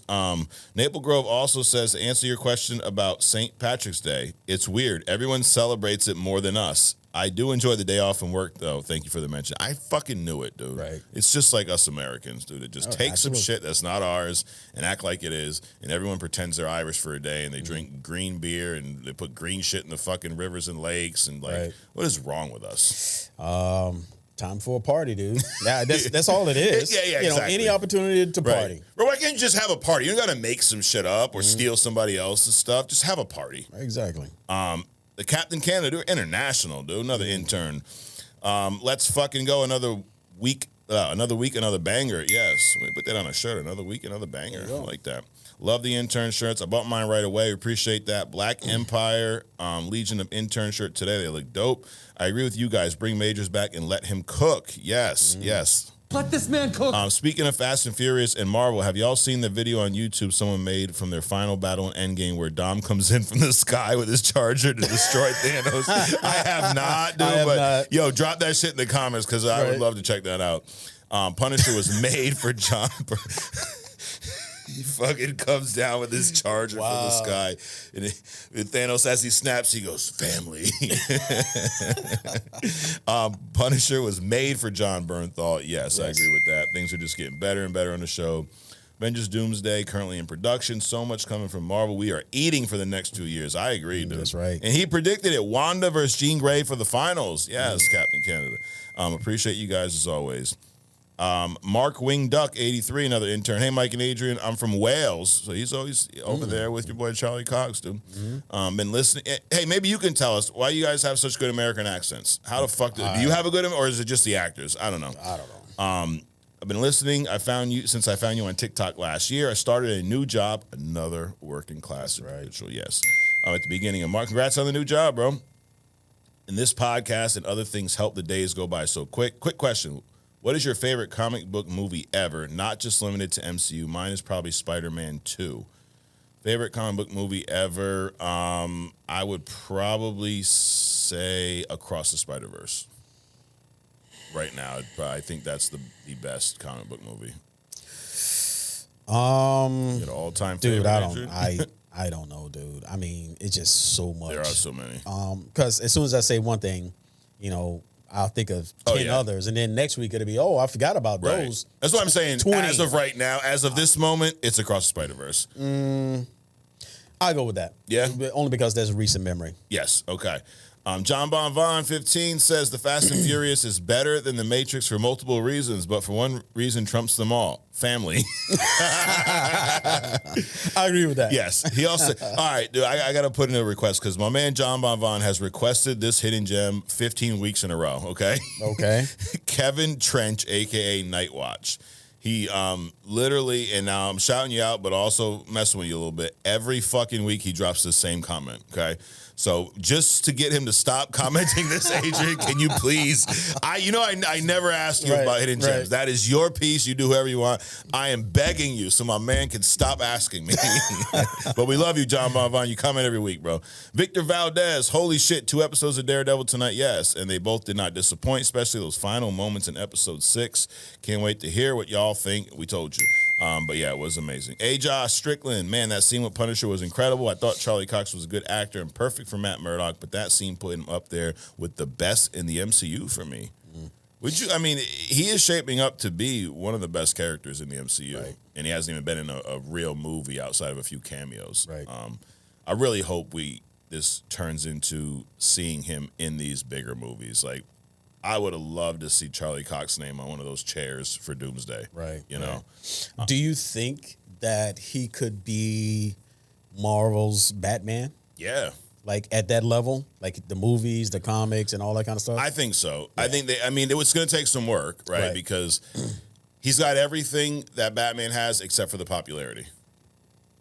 Oh, you mean the Daredevil character? No, I was thinking when you were saying he has everything that Batman has, except I'm thinking the Bruce Wayne. Oh yeah. But are you talking about outside? Correct. Right. Yes, like he's grounded. Mm-hmm. He's a human being. He's not a superpower. I mean, he's got some powers, but for the most part, like, dude, if you cut his head off, he's dead. Right. Right. He has that no kill rule. He's brutal. Right. He won't kill you, but he will cripple you. I think it's exposure, dude. I mean, they exposed Batman a long time ago as being this brutal person. You know, with going into alleys and beating up people and stuff like that. And you're right, the exposure, people just haven't seen enough of this Daredevil. But I think that's changing. Yeah. You know. Absolutely. And I think he could play that role of, like, and I don't know if this is where you're going from a character standpoint, where Batman is the man among gods pretty much, but he can hold his own. Right. I could see Daredevil being that entity in the MCU as well, right? Because we don't really have, there's a handful of human characters, but not a lot that really, I mean, you got Captain America now. Right. Right. But I think he could play that type of role as well, where he could hang with some of these guys. Absolutely. You know? A. Josh Strickland also says, I actually dig the Clayface movie idea. Yeah, I do too. I think the movie really pops off when they're not superhero movies at first. Dark Knight was a crime noir movie. Civil War was a political thriller. I think, also Winter Soldier and that. So looking forward to see a horror version of this. New Mutants tried, but sadly no bueno. You've seen New Mutants? That movie? Yeah. They tried to be like a horror movie. Yeah, because what's her face was in it? The sister from Game of Thrones. Yes. Yep. It was decent. It was decent. Yeah. But I agree. We haven't seen a really, really good horror movie, comic book movie, right? Like we've seen Doctor Strange was allegedly going to be a horror movie, but it had some horror elements, mainly just because of the director. But I wouldn't call that horror. I mean, you could easily do that. Like the X-Men has had plenty of fucking aliens. The Wraith. The Wraith. Remember I said earlier where these guys got the skeleton pulled out? Yeah. It was the Wraith. Okay. It's like an alien race. Pulled them out. Yeah. Wendigo. That would be a horror movie. Right. Just a lot of stuff. Like the fucking alien parasites. I mean, that's just the X-Men alone. Right. Absolutely. Pure Venom says, I had to agree with Mike. Episode 4 was a solid 8.5. Loving the build through the season. And the Punisher scene was a 9.5. I agree with that. He also goes on to say that another great episode as always, wouldn't expect anything less. Being a bus driver and living in Michigan, I can agree. People get dumber and forget how to drive in the winter. So I agree with Mike. Public execution. Yes. Yes. Love the hidden gem, Adrian. I hope Iron Fist and the rest of the Defenders come back and are done right. That's key. Yeah. I love my street level, gritty, dark MCU. Same, dude. There's so much they can do with that. Yeah. And here's what we need to see. We need to see Spider-Man and Daredevil together somewhere. Right. Tom Holland and Charlie Cox, we need to see these two cross paths. Again, they have already once, but I don't think either one of them, Charlie or Matt knew that Peter was Spider-Man, but Spider-Man didn't know that Matt was Daredevil. Right. Because Daredevil's like not known by anyone. Sons of Sekhmet says, I'm also in Michigan. Look at this, dude. We got friends making friends in the comments here. There you go. And he says people forget how to drive here. Yeah, absolutely. Everywhere, though. Anyways, Ryan Sand, another intern, says, never bought a shirt so fast, intern 13. So he's labeled himself intern 13. So there you go. Congratulations, intern 13. Brandon Jones, another intern. John Bernthal was, everyone says it's born to play the Punisher. Oh, yeah. You guys need to check out Punisher Max. I have heard that a few times. It's widely regarded as the best Punisher comic. Once March Madness wraps up, we're going to get into a lot more comic content. Yep. Dude, I also got, real soon, I'm going to have some early issues, like Hush 2 just dropped. I got a shipment actually coming to my house today, so I'm going to have a few copies for sale probably next week, and so we're going to work on being that spot where you guys can get your comic news, your rumors, your entertainment, and even your comic books at a pretty good price. So cool. Sons of Sekhmet says that, here's an idea. Use my membership money this month to take Adrian to Popeyes and get him a chicken sandwich and experience the experience, meaning the cocky attitude and potential for verbal abuse that comes from their employees there. Yes. You gonna pass on that? Yeah, I think I'll pass on it. He also says, loves the shirts, ordered my Empire version tonight. Another good Daredevil story would be Marvel Legends Daredevil Typhoid Mary, who you covered in the Hidden Gem, and he can't wait. You can't wait till Wednesday. All right. OG Dirte. Why y'all let me watch that Kraven movie? I couldn't get past it. When he had the flashback, that was half of the movie. I definitely would say that movie was worse than Madam Web. Damn, shit. Wow. Damn. I didn't think it was that bad. Nah. Wow, worse than Madam Web, dude. Wow. I might need to take a break on that one. Shit. I'll be back in a few minutes, Adrian. What do you guys think about Marvel watching of Chairs? Somebody tell Disney, cut this shit. Just tell me who's playing in Doomsday. I ain't watching Chairs for 5 hours. Oh, man, that's funny, OG. This guy's name is in another language, but he says, I love your podcast from Kazakhstan. Oh, shit. I wish I visit your studio. Bro, you're not going to visit the studio. I don't know why you wish to visit the studio, bro. Right? But, hey, we love you from Kazakhstan, too. Dude, that's like halfway around the country or the world. Yeah, well, it was definitely around the country. But, in another one. Another one, yes. But we Only Comics is international, dude. That's what we're going to change our name to next year. Only Comics International. There we go. Yes. Dadbod365. Relax, have a cigarette, Mike. You are a savage. I'm just saying, maybe calm down, you know? I'm hoping the Clayface movie is part of Elseworlds, not the main timeline. Well, I think it is part of the main timeline, so you're going to be disappointed. Just feels weird to have a movie about Clayface. I would prefer if their movies remain consistent with Chapter 1, Clayface. Although he's a monster, feels like a side story. I mean, I get his take on that. I think it's going to be a good movie, though. Sure. But Jason Formoso says, what's up, guys? Love the podcast. With the introduction of mutants and X-Men, do you think there's a chance we see Legion or the Shadow King in the MCU? I don't. I think we're gonna see the popular characters. Yeah, they're gonna spin the popular characters so much. I mean, you really have only seen a couple of dozen characters in these movies like over the last 20 years or so. Right. So they're watching us, but they're not listening to us. Correct. Right. There's so many characters that can do so much stuff. There's so many stories, but they just keep, vomiting up the same thing, slurping it back up, and vomiting it back out again, dude. It's sounds like, come on. Diddy-ish. Shadow King. The vomiting or the slurping? Both. Yeah, definitely both. I just think Shadow King, I see it could be a possibility, but Legion, I think, is just way too powerful. Legion's like that Franklin Richards type of just unlimited, like that would be a good hidden gem, Legion. Yeah. You ever dug into his shit? No, I haven't. Xavier's son, he's just fucking, and of course he's batshit crazy. Of course, too, right? Of course. Duh. But yeah, no, I don't think so, Jason. The NDA. The NDA, amazing episode, guy. Yeah, thanks.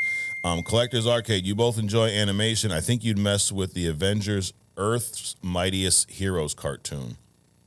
This is the one, Earth's Mightiest Hero. I think it's from like the early 2000s. Yeah. I've actually seen some of this. I've seen some of them too. Yeah, they are pretty good. There's a lot of them. Yeah.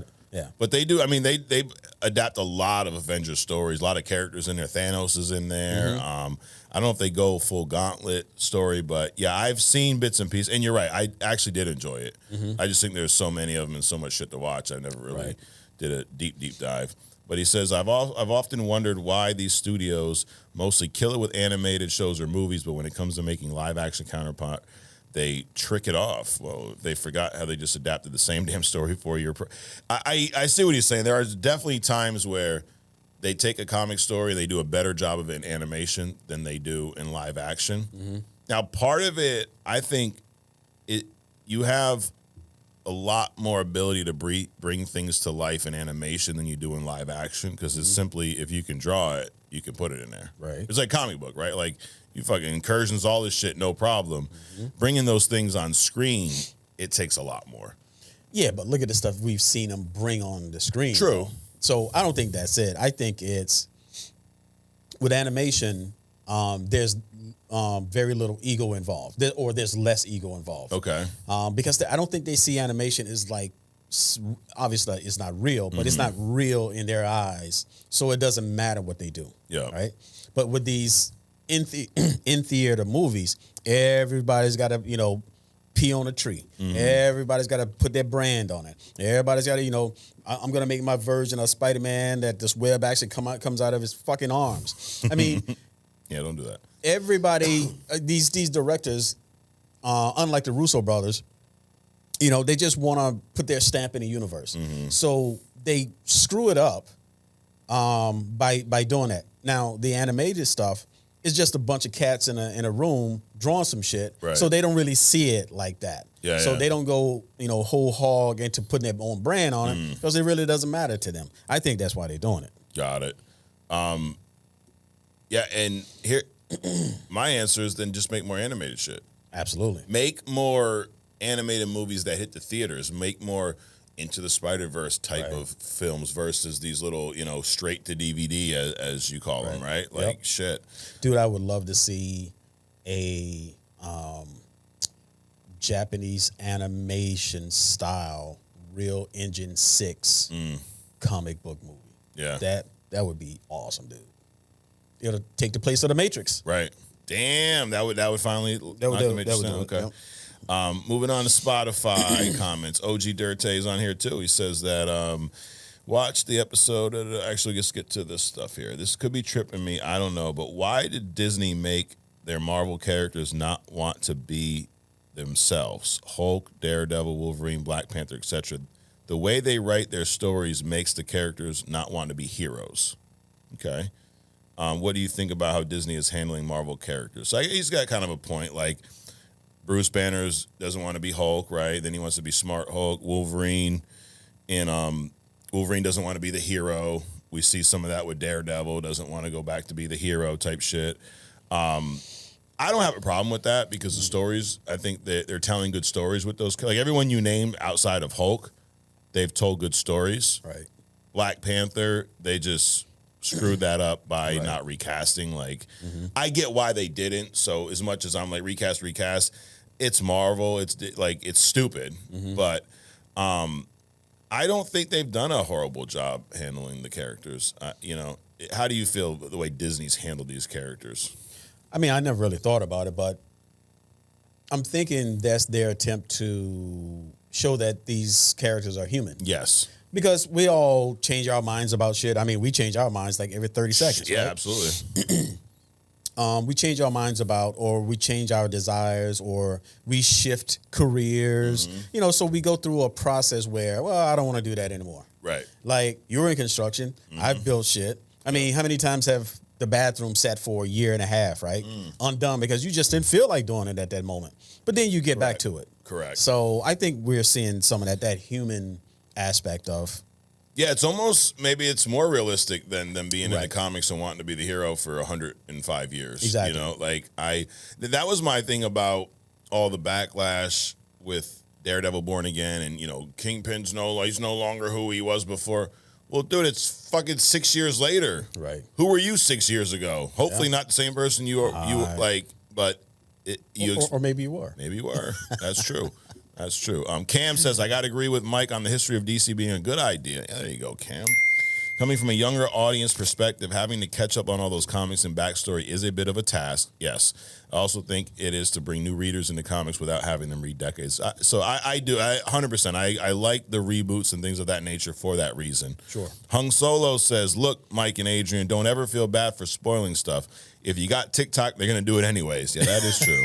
That is true. So thank y'all for making it funny and entertaining at least. Yes. If you're watching and you laughed at least once today, drop us a like. There you go. Bill Murray. Is this the actor, Bill Murray? Oh, shitty. What's up, Bill? Hey, from Perth, Western Australia. It's probably not Bill Murray then. Probably not. Have either of you read The Punisher Kills the Marvel Universe? I know it's basically a what if, but it's a great. I've not read it. I know what you're talking about though. Same. JD Kiwi dude, New Zealand. In New Zealand, only comics drops on a Tuesday. Oh, it's because you guys are late. You guys, the whole time change thing. Right. Yes. I know a cat from New Zealand. Yeah? Is it JD Kiwi maybe? Definitely not. No, okay. You would recognize that name. Yep. Daredevil Born Again drops on a Wednesday night. That's fucked. Loving the show as always. Okay. Devin Vestal would love to hear you guys rank your top 5 favorite X-Men. Not necessarily most powerful, but favorites. That's a good one. Mine is Nightcrawler, even though I'm fully aware he's nowhere near the most powerful. No, he's badass. We're going to do that next week. We'll do top 5 X-Men. We're getting more some X-Men stuff, too, with, the X-Men now joining the MCU. I need to do a hidden gem on Nightcrawler because he's pretty badass. Dude, he's badass, yeah. And as I'm excited we're going to see Alan Cummings back as, even if it's for a scene or two. Yeah. Like, he was awesome as Nightcrawler. All Natural Ambition. Okay, just found you guys. Awesome show. I got a little podcast of my own. Would love to collaborate sometimes. Okay. Well, if you're down, Marvel Plus podcast. Well, we'll check it out, dude. Either way, you're doing your thing, and you're doing it well. We appreciate that. Let's see. We'll wrap this up with a couple more. C's, your boy C's from last week. Need you guys to have LeBron longevity. Yes, is becoming a must-listen Tuesdays at work. I like comic book store with variety. Something for the casuals and super nerds. Excited for the reading guide for Secret Wars. I've only read one comic book ever. What? Wow. C's, what are you doing, my guy? But we're going to have that guide pretty soon. Breeson, I'm going to go with Popeye's chicken sandwich. Okay. Good job with the hidden gem, Adrian. I thought the Iron Fist show was dog shit compared to Daredevil and Jessica Jones. Yeah. It absolutely was. It was. You agree with him. You should look into Lin Lee Iron Fist. I think his origin is very interesting. Okay. And Jason Blunk says, love the show. Should have picked Invisible Woman when the brackets were released. No, you shouldn't have, because she is now gone as well. So that is We Respond. We appreciate all the comments, all the love, all the hate, everything in between. Adrian, you've been building this anticipation for the past couple hours. Is the hidden gem P. Diddy? It is not. Okay. Damn it. However, there's some relationships. Oh, shit. Right? About to get so, frisky. Here we go. Now, this hidden gem was one of the first comic book characters that I thought was like sexy, right? Back in the day. She was introduced, I think, in like 1980 or so. By the typical crew that, creates DC characters, by the way. Yep. Marv Wolfman and somebody else. So anyway, cut to the chase. So this character is Starfire. Right? Okay. From the Titans. Teen Titans, yeah. right? So she's basically an alien princess, right? It's her and her sister. So her name is Coriander, right? With like the D and then like a apostrophe, then an S. No, not DER. So Commander. And then her sister is Commander, right? So she was a princess. She's like the younger of two sisters. Now her older sister, Commander, she was in line to become the successor, right? However, so she's from this planet, Tamaran. She's a Tamaranian. Yeah. Right. And by default, they have a natural ability to absorb ultraviolet light, right? And that ability allows them to fly, right? And I get to the powers later, but why it's important now is that Commander, the older sister, she was born with something that prevented her from being able to fully manifest, right? So she couldn't fly. So that kicked her out of the succession. So it fell in line on the younger sister, Coriander, and then of course Commander was pissed at her for eternity. At some point they got so while they were out, so what they do is they have this ability, but they also go get training. So while they were off planet getting trained, they were captured. And For years, they were subjected to sex abuse. I mean, all kinds of stuff, right? Damn. This sounded Diddy-ish. And then on top of that, they were captured by this alien race that loved to experiment on people, right? They would, I mean, all kinds of experimenting. But one of the things that happened as a result of this experimentation is that her powers got enhanced even further. So that ultraviolet, these ultraviolet rays that she could absorb to use for flight, she can also now project them, which is not a natural ability of that race. Got it. So during this these experimentation, they got released. Coriander freed herself, and then reluctantly she freed her sister, which was a mistake because she then used her power to kind of like knock her out, right? So she turned on her, kind of like Loki did to Thor. Of course. And so at some point, Coriander eventually got away from her and fled the whole system. And she came to Earth. That's how she got to Earth. She came to Earth as like a refugee to escape her sister and all the shenanigans that she was doing, right? As a matter of fact, her sister made a treaty with another warring race and to turn on her own family and her throne, and they took that over and all this other kind of shit. So just a bad apple all the way around. Yeah. So anyway, Coriander came to Earth where you could say some stories spin it as she was found by the Teen Titans, right? And but I don't think that's exactly how that happened. But anyway, she ended up with the Teen Titans some kind of way. But then there's a storyline where she met and married this dude, fell in love with him, and so on and so forth. But we know her as being Dick Grayson's girlfriend, right? Nightwing. So she becomes a part of the Titans. They have their adventures. There's not a lot about all the stuff that she does, but eventually she does kind of like step away from the Teen Titans, move down to Key West and just want to be a citizen. Yeah. Just, talking about earlier, why is it that people want to not be themselves, right? But I think she just got tired of it, right? Right. So the interesting thing about her or that race is, and I think that she would fit well, and there's a reason why she went to Key West, I'm assuming. So anyway, that race is, they believe in open love, free love, right? And of course, that has gotten her into trouble, on Earth. Yeah. But she's been married twice. One to a guy that, they kind of both loved each other. Then another one that, it was an arranged marriage kind of a deal. They both ended up dead. Yeah. But so she's, into the swapping and the multiple partner thing and all this other kind of stuff, right? Damn. So pansexual. Okay. So she believes in, she has sex with pans? That's not what it means. Well, potentially. Okay. Because they're not off limits. No, they're not off limits because the sexuality isn't just with humanoids. So it can be with any race. Wow. Yeah, just anything. So her powers are, obviously she can fly, but the flight isn't just limited to inner atmosphere. She can actually fly very fast. She can go light years. So that also means that she doesn't need food, water, air, things like that. So very fast, extremely strong, right? And she can fire this ultraviolet energy out of her hand, right? Now when she flies, it looks like she leaves a contrail, like an airplane, but it looks like it's coming from her hair, right?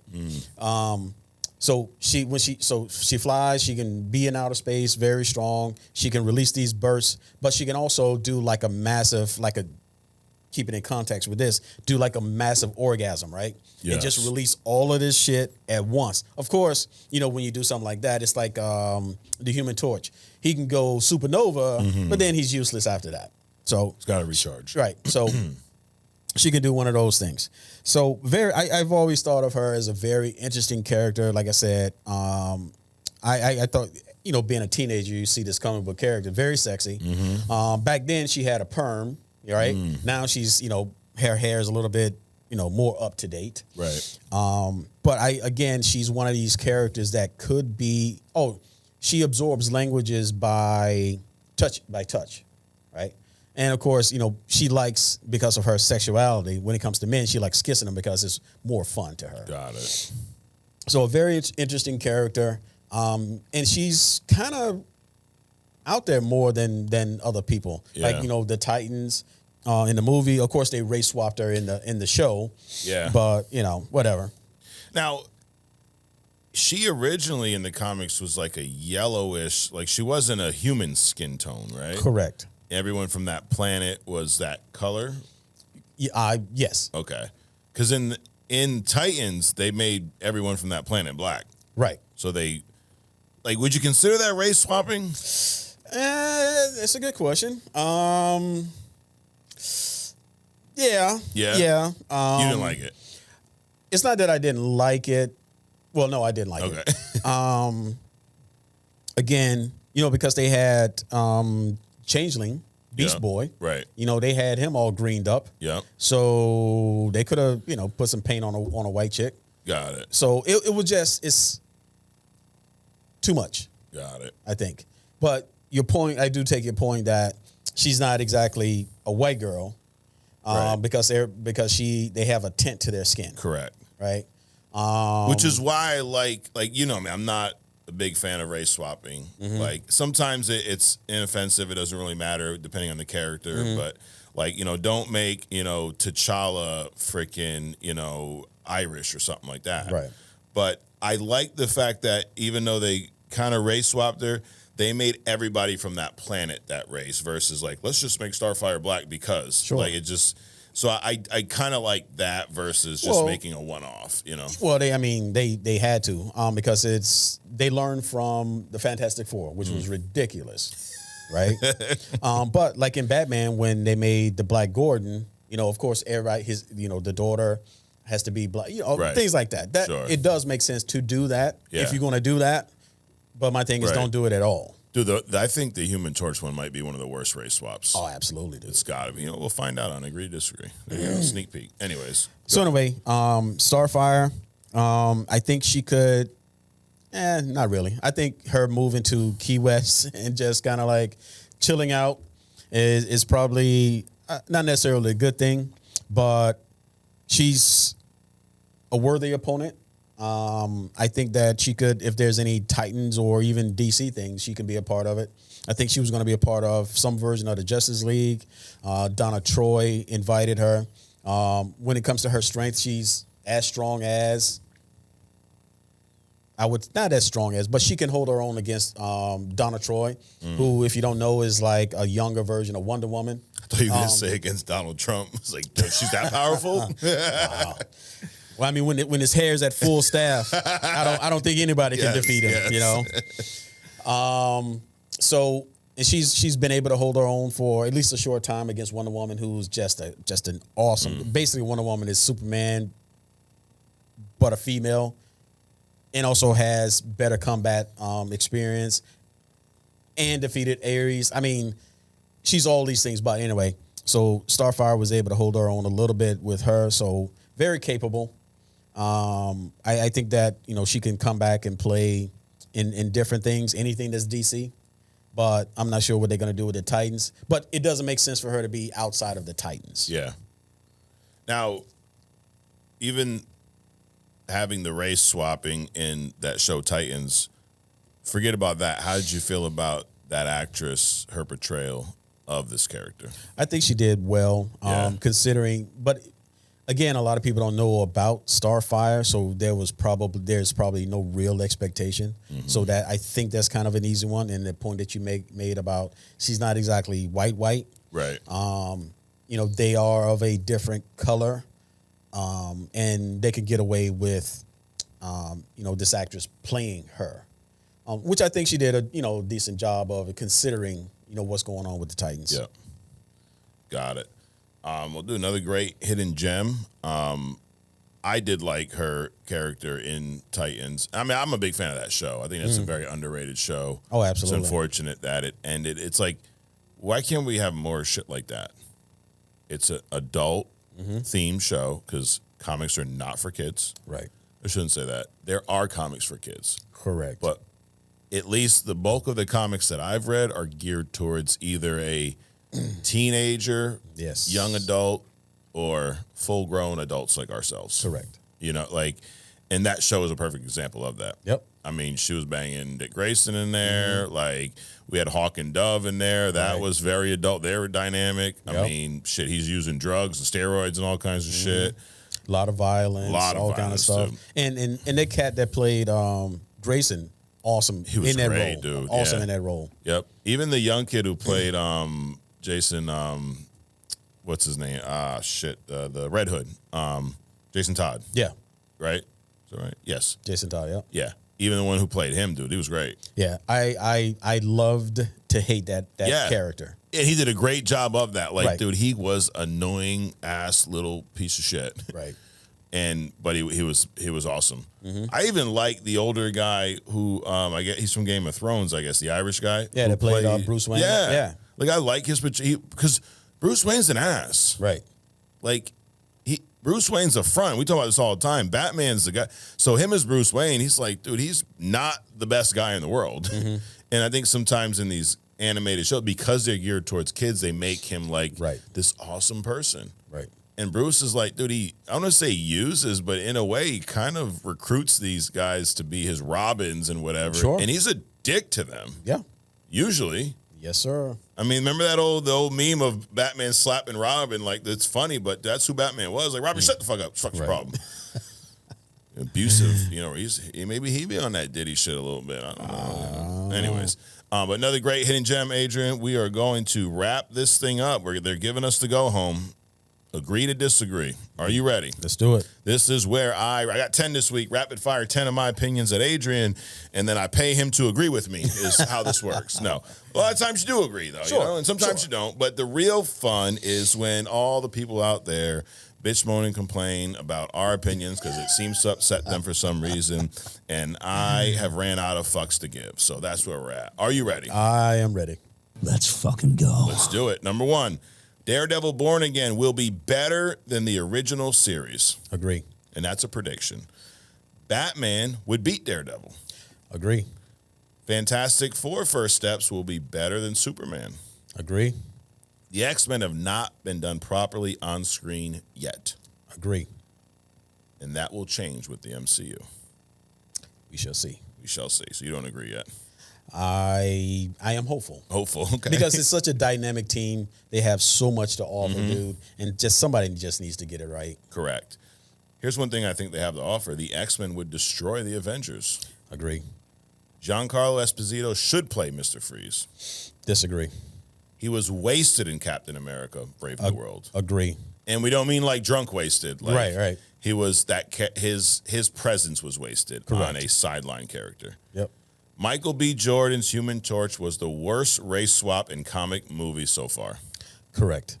And if anyone, and that's just off like memory, I literally came up with that while we're doing the show. Right. So if you want to point out one that's worse, please do. But I think that's one of the worst ones. And we're not saying that just because, I'm not agreeing with it just because they switched a black dude out for a white dude. Right. It's also, they changed the whole dynamic of the Baxter building and the Baxter thing. Correct. You know, Sue being adopted.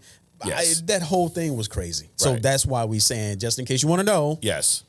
That's why. Yeah, because as much as it ain't our favorite thing, like I didn't mind Zoe Kravitz playing Catwoman. Right? They race swapped Catwoman. Right. I didn't mind that. She embodied the character. Right.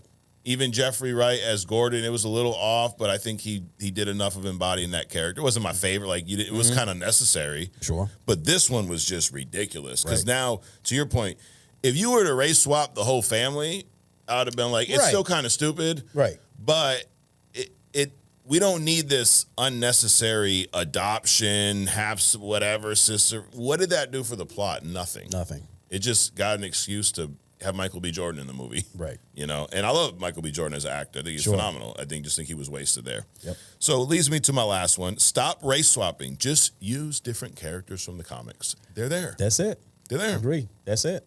Are there not black comic characters? There are. I've seen them. I read them all the time. Yep. Are they not Hispanic? Are they not Asian? Are they not all different? All over the place. All different sexuality. I mean, you just brought up a pansexual. Yep. There's all different things. You want gay, straight, in the middle, whatever. They're there, dude. There's probably one that's just like P. Diddy if you wanted to bring him out, you know? I am sure it is. Then maybe there's one that has hair like the Donald. It's called The Watcher. Problem is, I think he's the watcher when he stops watching and starts participating. But there you have it. That's Agree to Disagree. That's the show this week. We appreciate y'all checking us out. Like this, subscribe, join the internship if you can. Why not, you know? So why not, dude? It's a great place to be. Every Wednesday, right? So we'll be back. We're gonna leave today, and we're gonna be back on Wednesday with other stuff. That's it. We've been digging into the nostalgia a little bit on that one. Yeah. We also been dipping into the conspiracy theories. We did a little toe dip. Yeah. I'm thinking we could do a little more of this. I mean, dude. Man, what just came out last week? Oh shit. We get into it. Something else? Yeah. Uh-oh. All right. So, well, you'll find out on other stuff this Wednesday. So appreciate y'all checking us out. Adrian, thanks for coming out. Absolutely. And we'll see you next week right here on Only Comics.